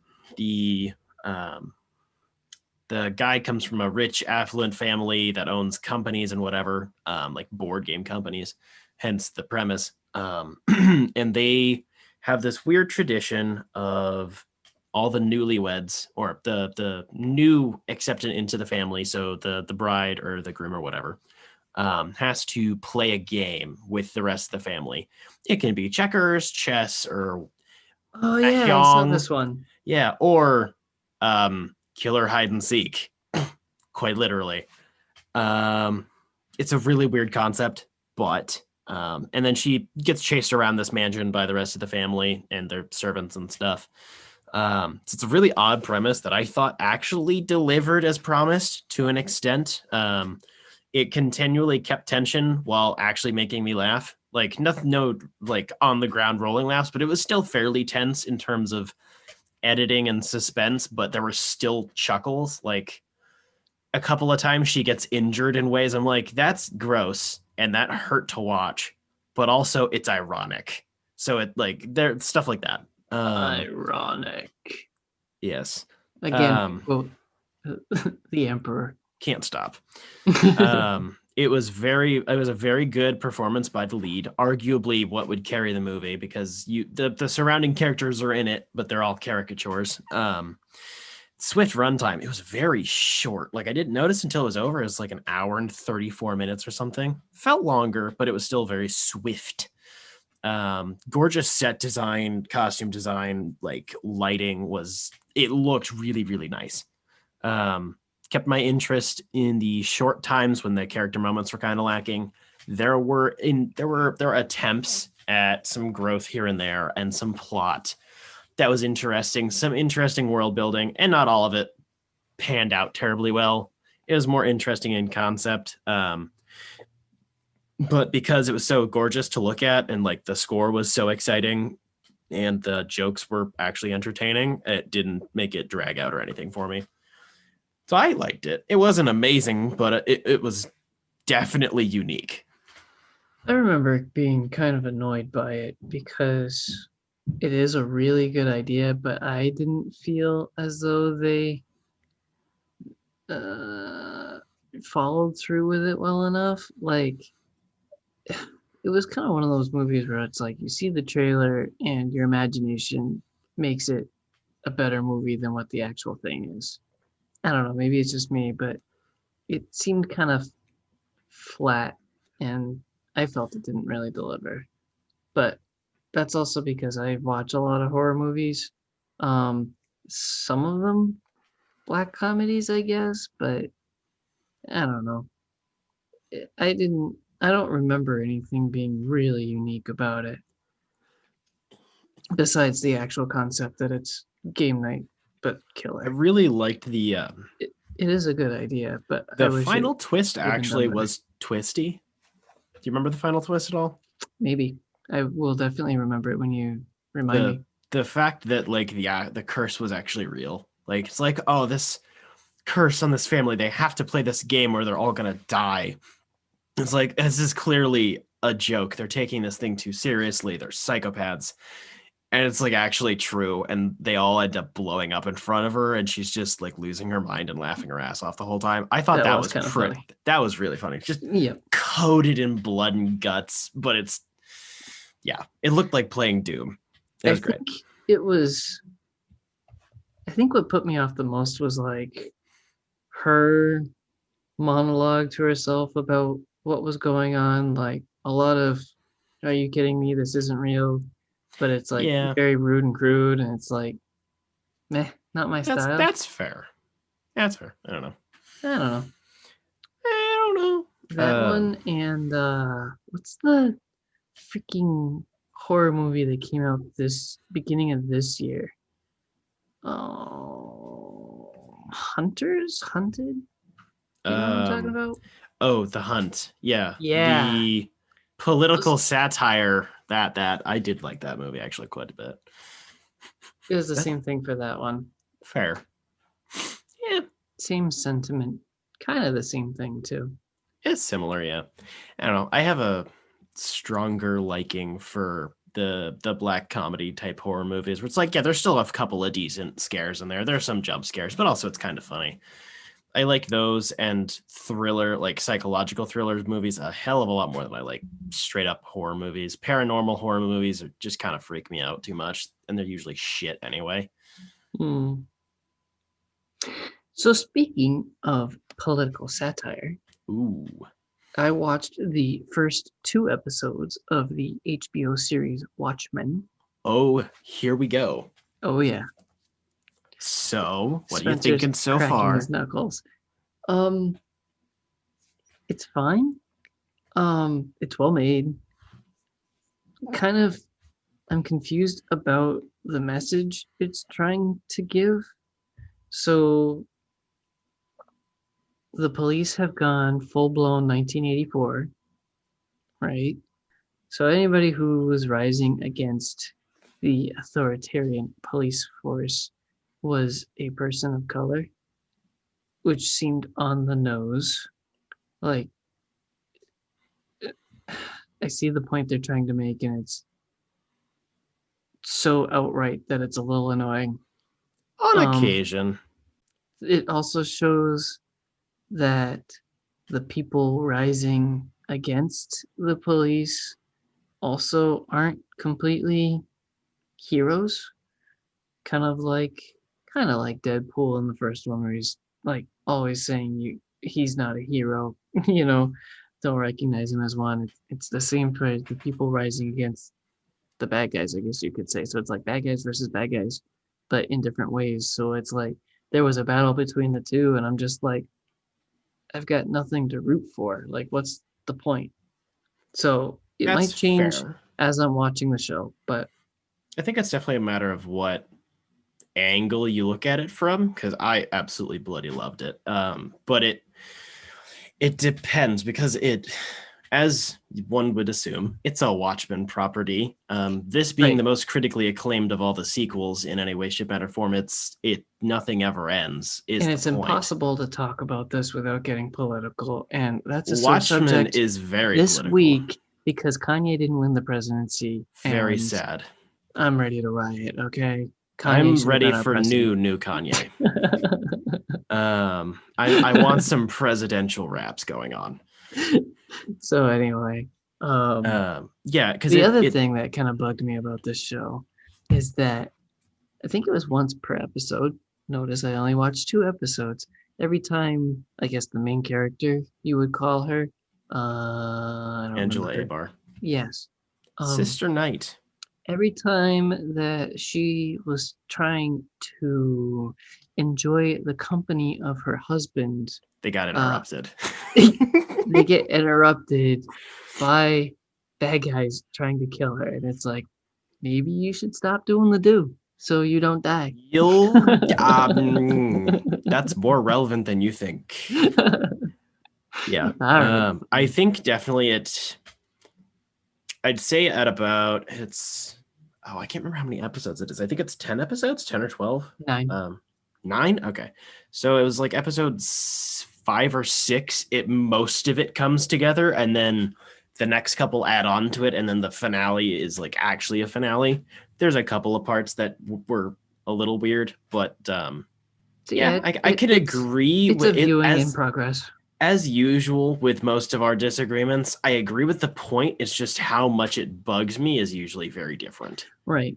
You align yourself with political views far more often than I do. This is true.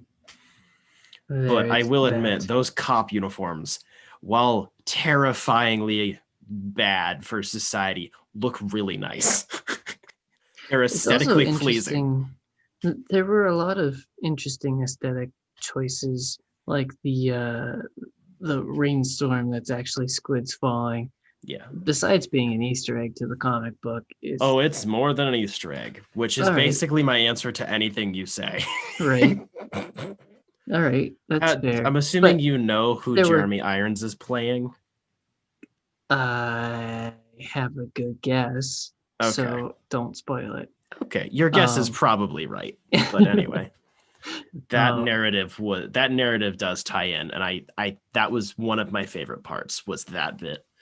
That's another thing, is that in episode 2, Jeremy Irons' character's manservant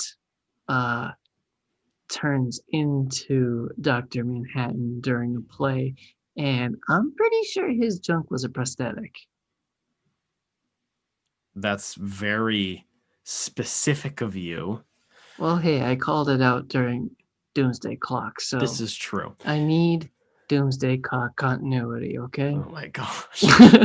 See, that's the thing, which I am currently, once I go through Doomsday Clock twice, is the sense of differentiating continuities, because as we've kind of touched on before with Watchmen, you have just Watchmen purists, then you have the before Watchmen comics, which you can add into all of the continuities. They don't really change anything. Then you have the TV show, which does retcon a few things, not retcon exactly, but recontextualizes a few things in very dramatic ways. And then you have like to see a list on that. Trust me, you'll be able to tell. Okay. Hooded Justice, leaving it there. But then the Doomsday Clock is clearly in another continuity than the show. Like those two don't coexist in terms of time or anything else. And it's unknown which continuity the new Rorschach series is in. I'm assuming the comic book continuity. But it's just weird. That still bugs the crap out of me. Like it that bugs me. I'm a continuity because person. You are original Watchmen continuity only kind of guy for the most part. Also not, because like I love this show. Right. I think I enjoyed it more than I actually enjoy Watchmen. I also love the adaptation. But yeah, they shouldn't exist. But also, if they're there, I'm gonna watch them. So I don't know. Yep. All right. So what else have you been watching?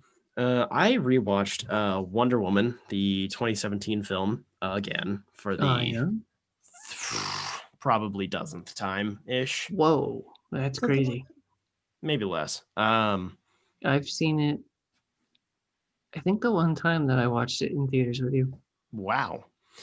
Yeah, so upon many rewatches, basically every single element is near perfectly hurtling towards an amazing conclusion until the internal story and conflict becomes external about 25% into the third act, and then Diana's growth becomes muddied for the sake of destroying a big, great bad guy. Mm-hmm. So close to being an absolute masterpiece.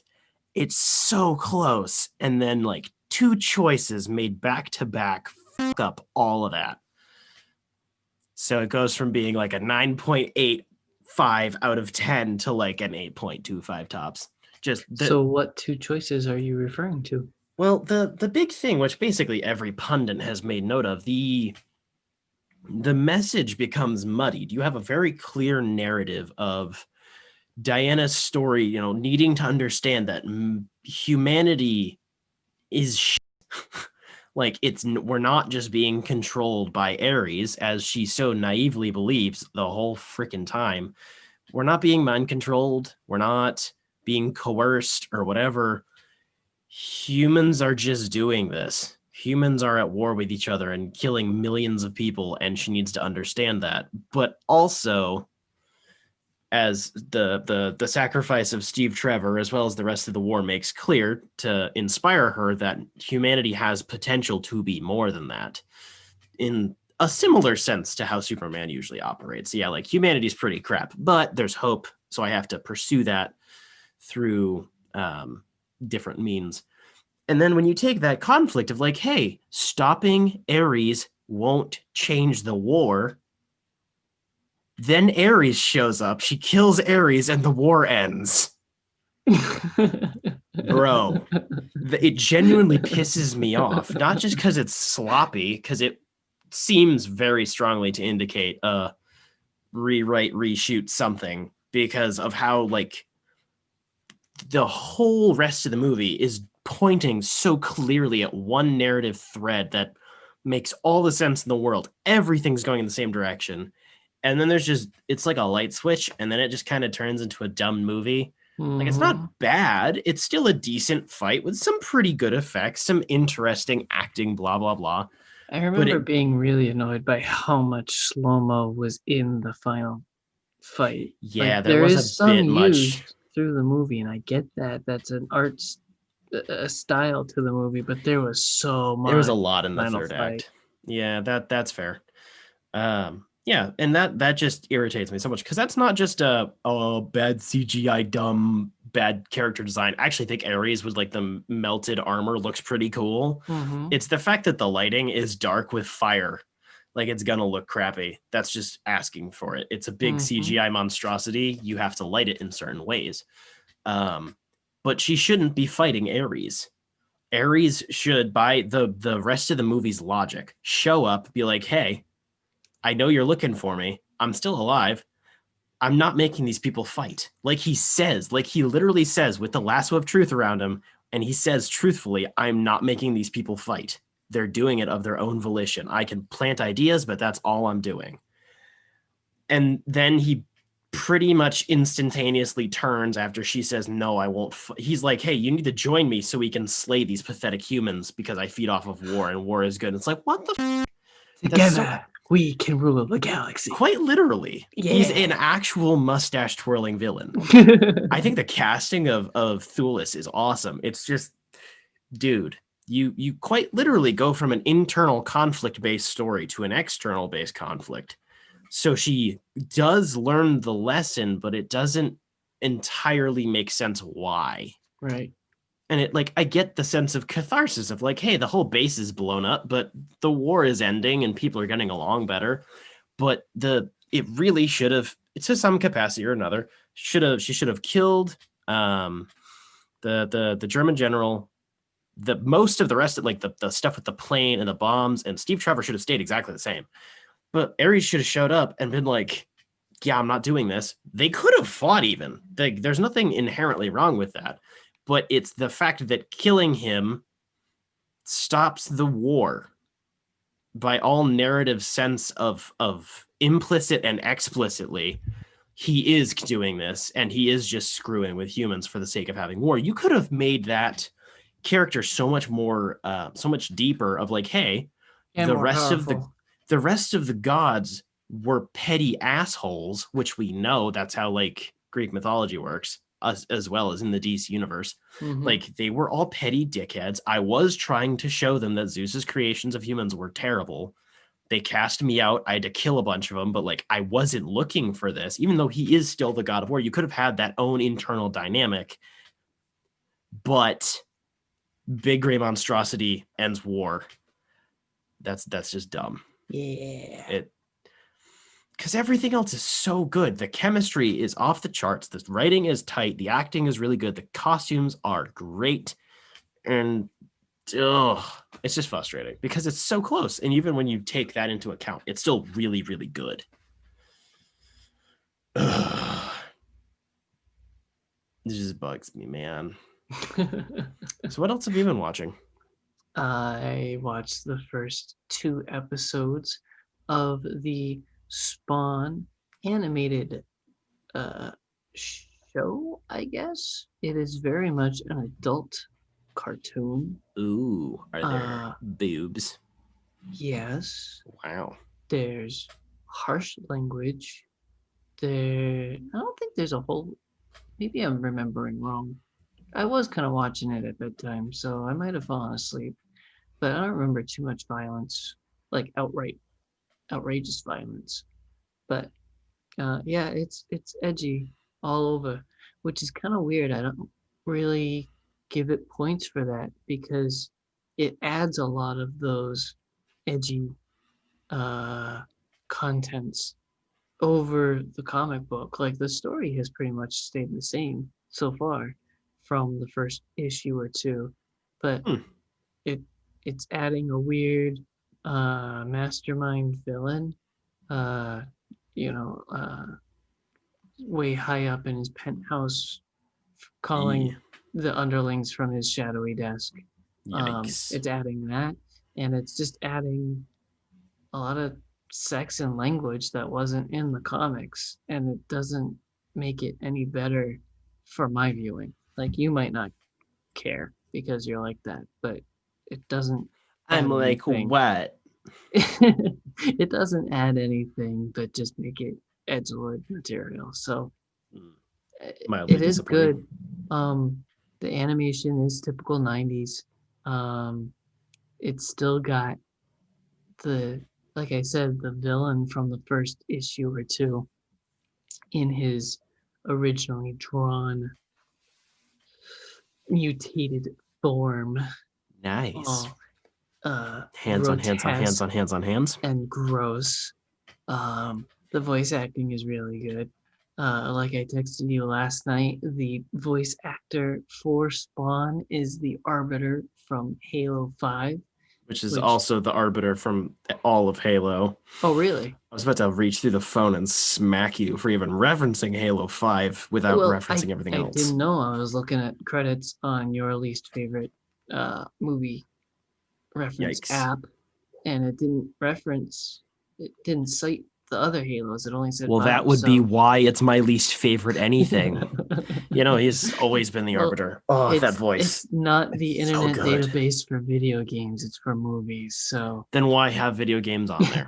I don't Be like know. Letterboxd and only have movies. But then I wouldn't know that he was connected to Halo. Then you can Google it. Google does the same Ooh. stuff. Google it. Yeah, Google does the same stuff. Thanks, Karen. Yeah. So yeah, that's pretty much that all man I does got have on a that. very nice voice. Mm-hmm. Mm, So creamy. nice. Anything else? That's it. Oh, wow. So Wow. Epic Gamer Time. Oh yeah. So I played the second season of Telltale's Batman adaptation, Ooh. The Evil Within. I understand that one is like 100 times better. Not that Bro, the first I one's got bad. some thoughts. THOT. No, Oh. the other ones that I can't spell. Oh.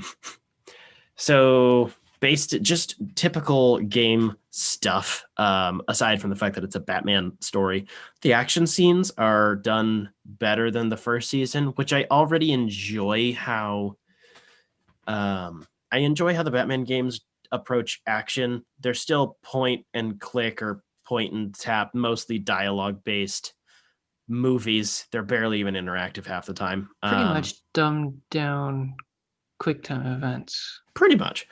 But I like how they've approached action. It does have more layers to it, just different button combinations. Like an onion. Yep. I beat you to it. There's always a Shrek reference. That should be the sex noise because Shrek is love and Shrek is life. No, you're so messed up. I know. Anyways, so better action sequences. The duality between Batman and Bruce Wayne is less interesting. It might partially be because of my narrative choices in this game, because I was not able to continue my story from the first game. It seems like I was fairly well in line with what the game had planned anyway, but the story, there's always that choice, like the end of each episode, hey, you can go as Batman or you can go as Bruce Wayne to approach this thing differently. And it's a bit of a gimmick, but I like it. And it was far less interesting in this one because, frankly, really early on, my identity got released to a lot of different people, which I find interesting. That's why I picked those options, because it's different. So by the time I was done with both seasons, we have Alfred, basically all the villain. So Alfred, Lady Arkham, John Doe, Penguin, Lucius Fox's kid in the second one, still John Doe, Harley Quinn by the end of the game. Who are the other people? Fudge. Amanda Waller, very much so new. One of the cops that I worked with in the second game, and I think there was a couple of other people. Like, a lot of people knew who I was.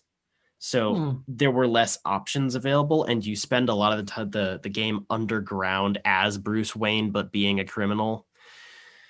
The plot's really weird, if I'm being honest. You have the Pact, which is basically Riddler, Harley Quinn, Bane, Mr. Freeze, and John Doe, John Doe, not exactly.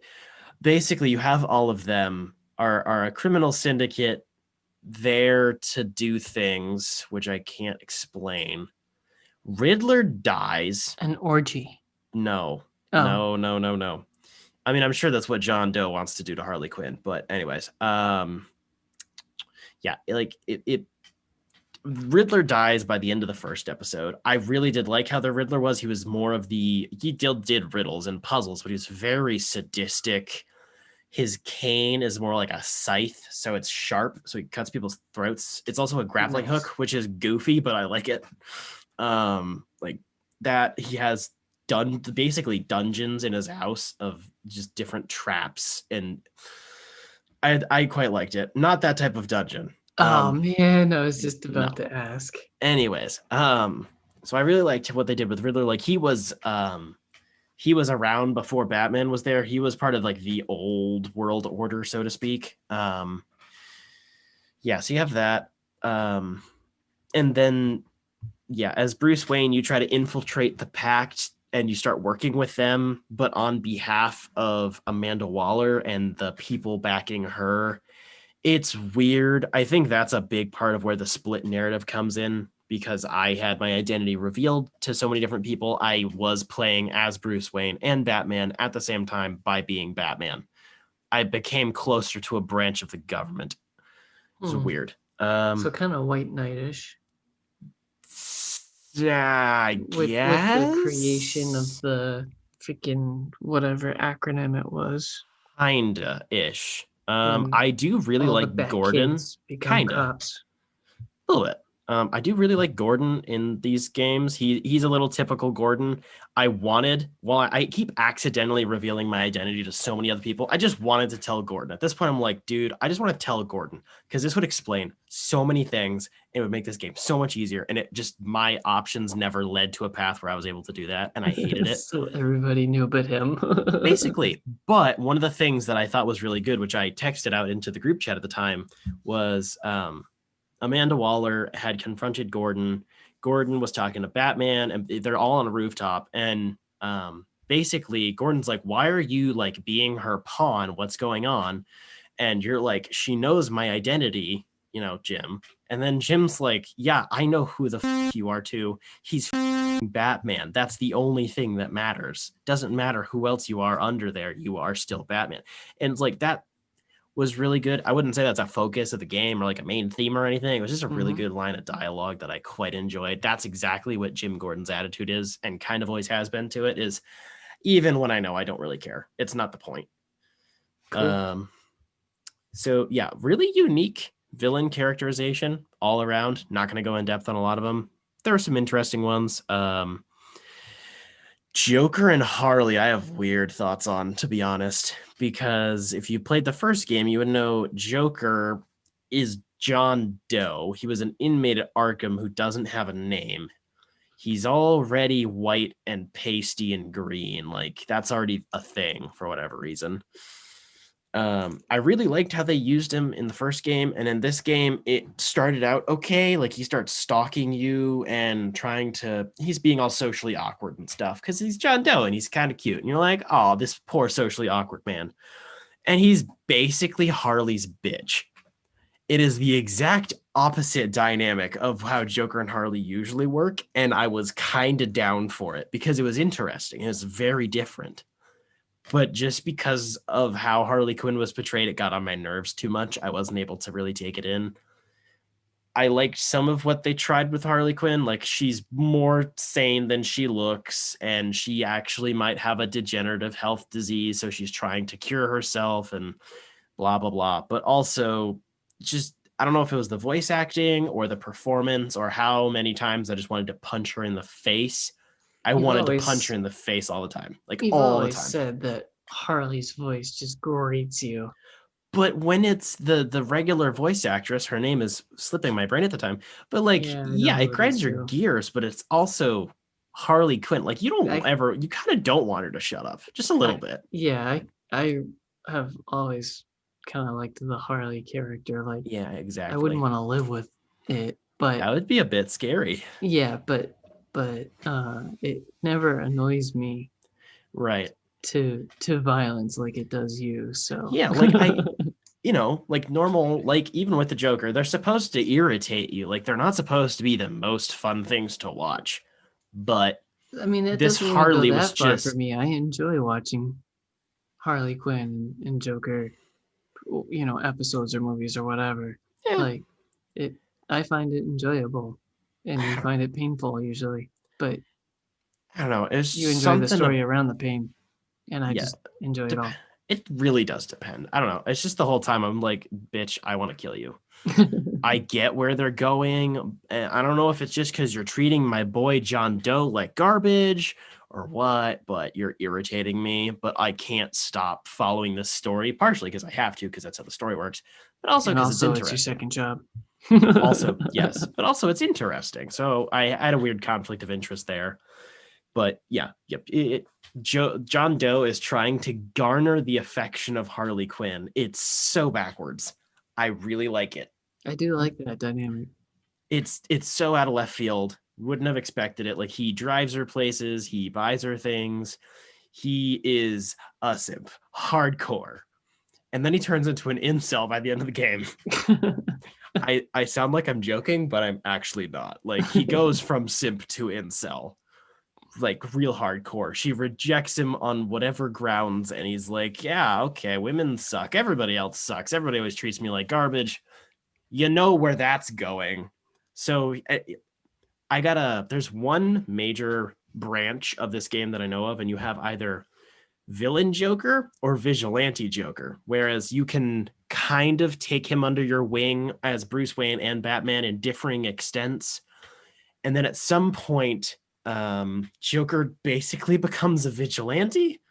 It's so weird. That is really weird. It's so entertaining though. Like, depending on how much you kind of coddled him as Bruce Wayne and how many times you interacted with him as Batman and what ways, like, you can teach him to throw a batarang as Batman, or depending on what things you do, it can affect that choice and how he operates. But he's obviously a very broken, very psychotic man. But you have pity on him, so you keep doing it. And Alfred's telling you the whole time, like, dude, he needs help. We need to send him back to Arkham. You can't keep doing this. It's gonna bite you in the ass. And then by the end of the game, Joker is like, all of you guys have just been lying to me and using me from the start. I was trying to do something good, even though I didn't understand what I was doing. I was just being manipulated, blah, blah, blah. So he goes on a full anarchist tirade against all of the government agencies and Batman, but he still has a hardcore man crush on Batman. It's so weird. So, like, as Batman, you're defending the people you've been pursuing the whole game. I can't reveal exactly how the villains turn out, but you end up defending them because Joker is trying to murder people, because he's like, no, justice needs to be done. And you're like, but we don't kill people, you dumbass. So That's you not want how heroes work. Vigilante Joker? That's just how it turned out. I didn't know that's where it was going, but it did. So Nice. Joker has a kind of Joker it's a purple and green outfit, but he puts his hair like kind of up in like devil horns. It's so weird. And he uses Joker rangs. It's weird, dude. Cool. But genuinely entertaining. And then by the time it's over, you go to Ace Chemicals. Some stuff happens. The last fight is going there. The last fight is brutal. Like, he doesn't, depending on what you do, he doesn't fall in. He's already pale and green, whatever. Right. But that's where that relationship really kicks off. They fight the whole time. It's like, yeah, I get what you're doing, but you're psychotic, and this is not what heroes are. That's not what I ever told you to do. You're just being a lunatic. You know, the world doesn't owe you anything, blah, blah, blah. So Joker murders some people. He goes full bad guy, murders people, tries to murder plenty of innocent people. Batman saves them. It's Batman. There's a really big twist at the end, which I can't tell you about, but I really did like that twist. That was a good twist. And then the game ends. But apparently the revival of Telltale Game Studios by the larger company that bought them, the Batman rights are still included. So the Walking Dead franchise reverted to Skybound Entertainment, and some other ones went to other places like Minecraft and whatever. But Wolf Among Us and Batman are still held by that company. So theoretically, we could get a sequel eventually. It doesn't look like they're planning on releasing any more games. They just kind of are employing people to work on other stuff or whatever, like on a contract basis. I don't totally understand exactly how that happened, but so there is hope, but nothing so. Yeah, weird game. Bloody play it. It's just so weird, and the Batman armor is still sexy as hell. So, rate out of 5, Ooh. the first one and the second one. Give us a comparison.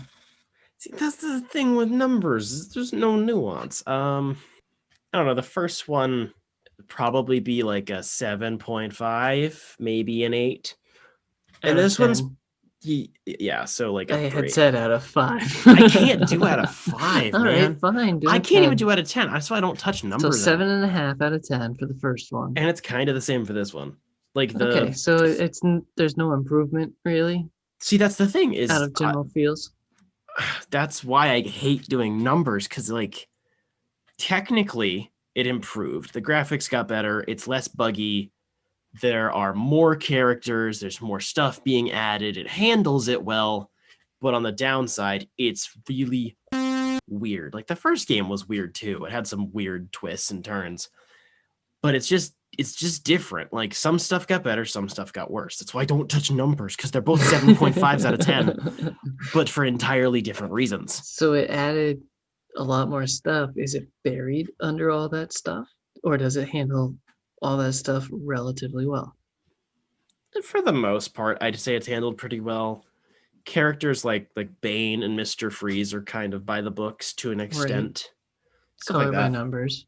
To an extent. Freaking Bane holds like 800 pounds over your neck at one point. That was pretty funny.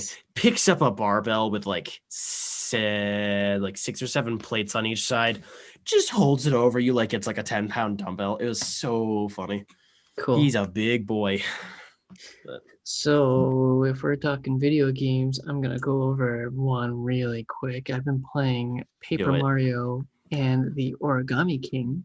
Ooh. And I'm only including it in this because you kind of read it like a comic book. There's no voice acting. There's a lot of bubbles that you read.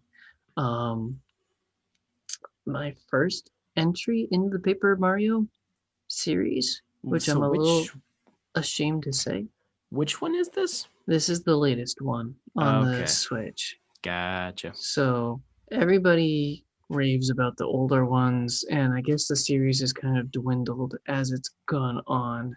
That's kind of what I've heard, but I haven't touched them. Yeah. So I didn't really know what to expect besides Paper Mario. I was hoping for like dimension bending puzzles, but the battles kind of the biggest point that I want to talk about is the battles. They feel like the weird Mario RPG that was made for the Super Nintendo. That I played a bunch of on the SNES re-release a couple years ago. SNES. I want to say it was made by BioWare. Weird. Let me look it up really quick. Oh yeah, something totally I can't really talk about, but oh my frick, you have the choice in that game to leave Batman forever, What? or Alfred leaves. It's so bad. Weird choice, wasn't set up very well at all, in my opinion. I've never liked this series as Alfred, but it's like, and the last choice is like, so do you go be Batman again, or does Alfred leave, or do you leave being Batman and you give Alfred a hug? It's like, the f sort of bullshit is this? Like, you planted the seeds, but it doesn't make any sense. So I was wrong. The Mario RPG on the SNES was made by Square Enix. There we go. So I was gonna say BioWare sounds very out of left field. No, I knew it was an RPG maker that's well known, but I was wrong about who. So it's got interesting fundamentals, but it's like you just spin the field in weird ways that has nothing to do with paper bending. It's like 4 circles, and they're bigger and bigger and bigger, and the bad guys line up. So you have an attack in a line or an attack in a square, a 2x2 square. So you're trying to make all the bad guys line up so that you attack them in a straight line or in the 2x2 square. That's and it's really like weird. There's no back and forth yet. It's just you attacking, and if you get them all lined up, then you win the battle every time without being hit. Like, maybe I don't want to go too hard against this game because it's clearly made for kids, and I'm a grown-ass adult playing a video game made for kids. So that could be it.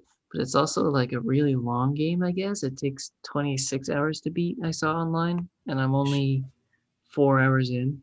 So it could just be setting up the basics and it might get more difficult later, but they also bring back the timing of attacks from the Super Mario RPG, where it's like when you're attacking, it's set up in the RPG like a Final Fantasy game, but with Mario characters. So it's turn-based battle.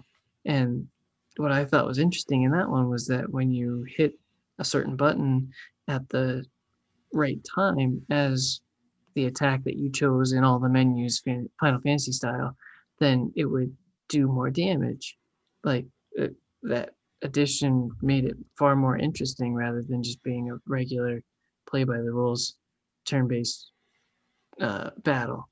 So they bring that back, but in this one you don't have to time it right. You still beat the bad guys if you leave your remote on the couch and just choose the right attack. So I don't know. Weird. It has the basics. It's got the spirit. But He's a little confused, but he's got the spirit. Exactly. So maybe it'll get harder later, but for now, what turn-based combat game I miss? Lord of the Rings: The Third Age. Oh, Remember that? Playing that on the GameCube. I do not actually. It was really good. I'll have to hunt that down because I actually won a GameCube in a contest this year. So spicy! yeah, You got it was yourself a looking lunchbox. yeah, a purple lunchbox from my childhood. Dang. Nice. Yeah, man. So is there anything else we have? Housekeeping and socials. I have no maybe housekeeping. An ad-lib joke, if I can come up with one fast enough. Dick.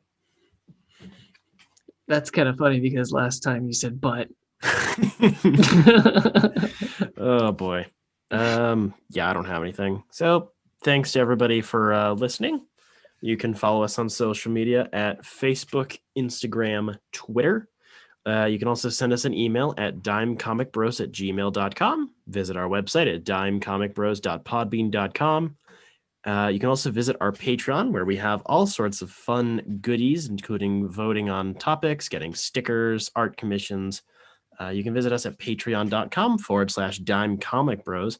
And on that note, the piece of housekeeping I nearly forgot, my apologies, we have an official shout out to give. That's correct. This is now going to be right before we do socials from now on. We have a shout out section. So for our first ever patron, who is at the You're a Dime level, thank you, Business Casual.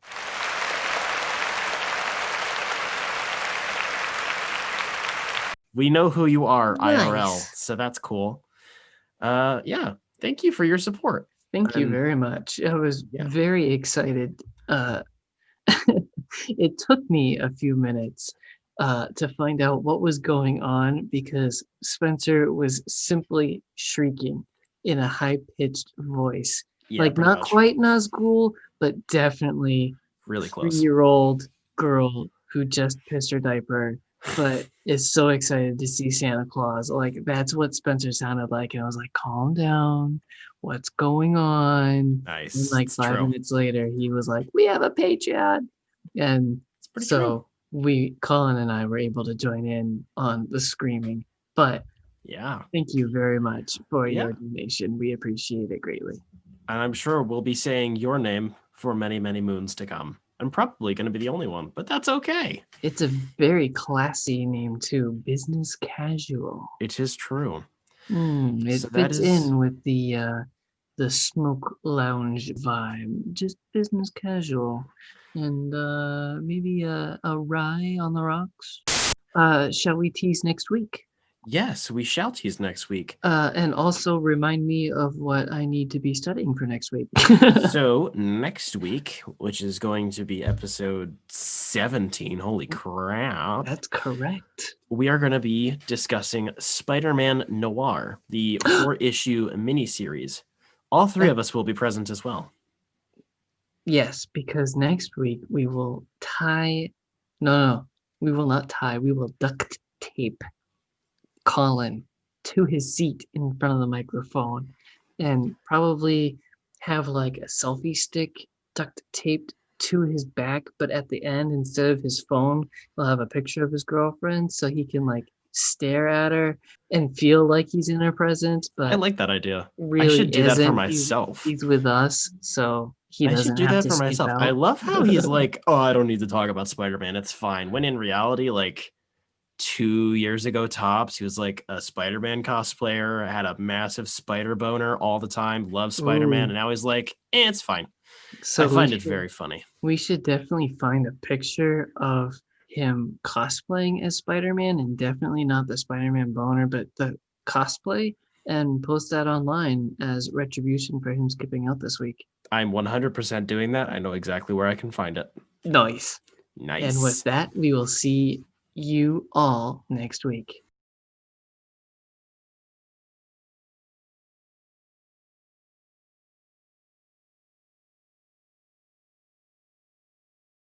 So I also want to tease while he's not here. I got a new ginger beer. Oh, It's got blood orange in it.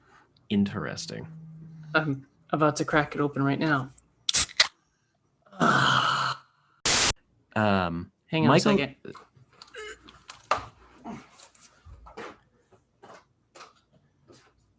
got a burrito? Want to try some of this ginger beer with gin? Ooh, you are an evil human. I know. Oh my gosh. That's Well, like somebody's excited. that's like Christmas spices all mixed Ooh. up in one. Ooh, Mm. All right. I'm mildly jealous. Sorry. That's a very nice background. That's also a very nice background. Ugh. I downloaded these back when COVID became a thing, and Nice. DC gave them out. I remember that. Oh, kind of. Why am I old and I forget words that I want? Like a freaking boomer. That's so political. That's so political. I Yeah, actually said that at work this week. nice. And it was like out before I realized what I was saying. I was like, these guys aren't going to understand that. But Nope. I understand you. I don't know. I guess I'll go out and say it. The communistic police force is Definitely not communism at all, but all right. authoritarian. All right. There we go. That's the Very, adjective I very needed. authoritarian. Authoritarian. Communism is also a form of economic policy, good sir. Whoa. Shit's getting deep.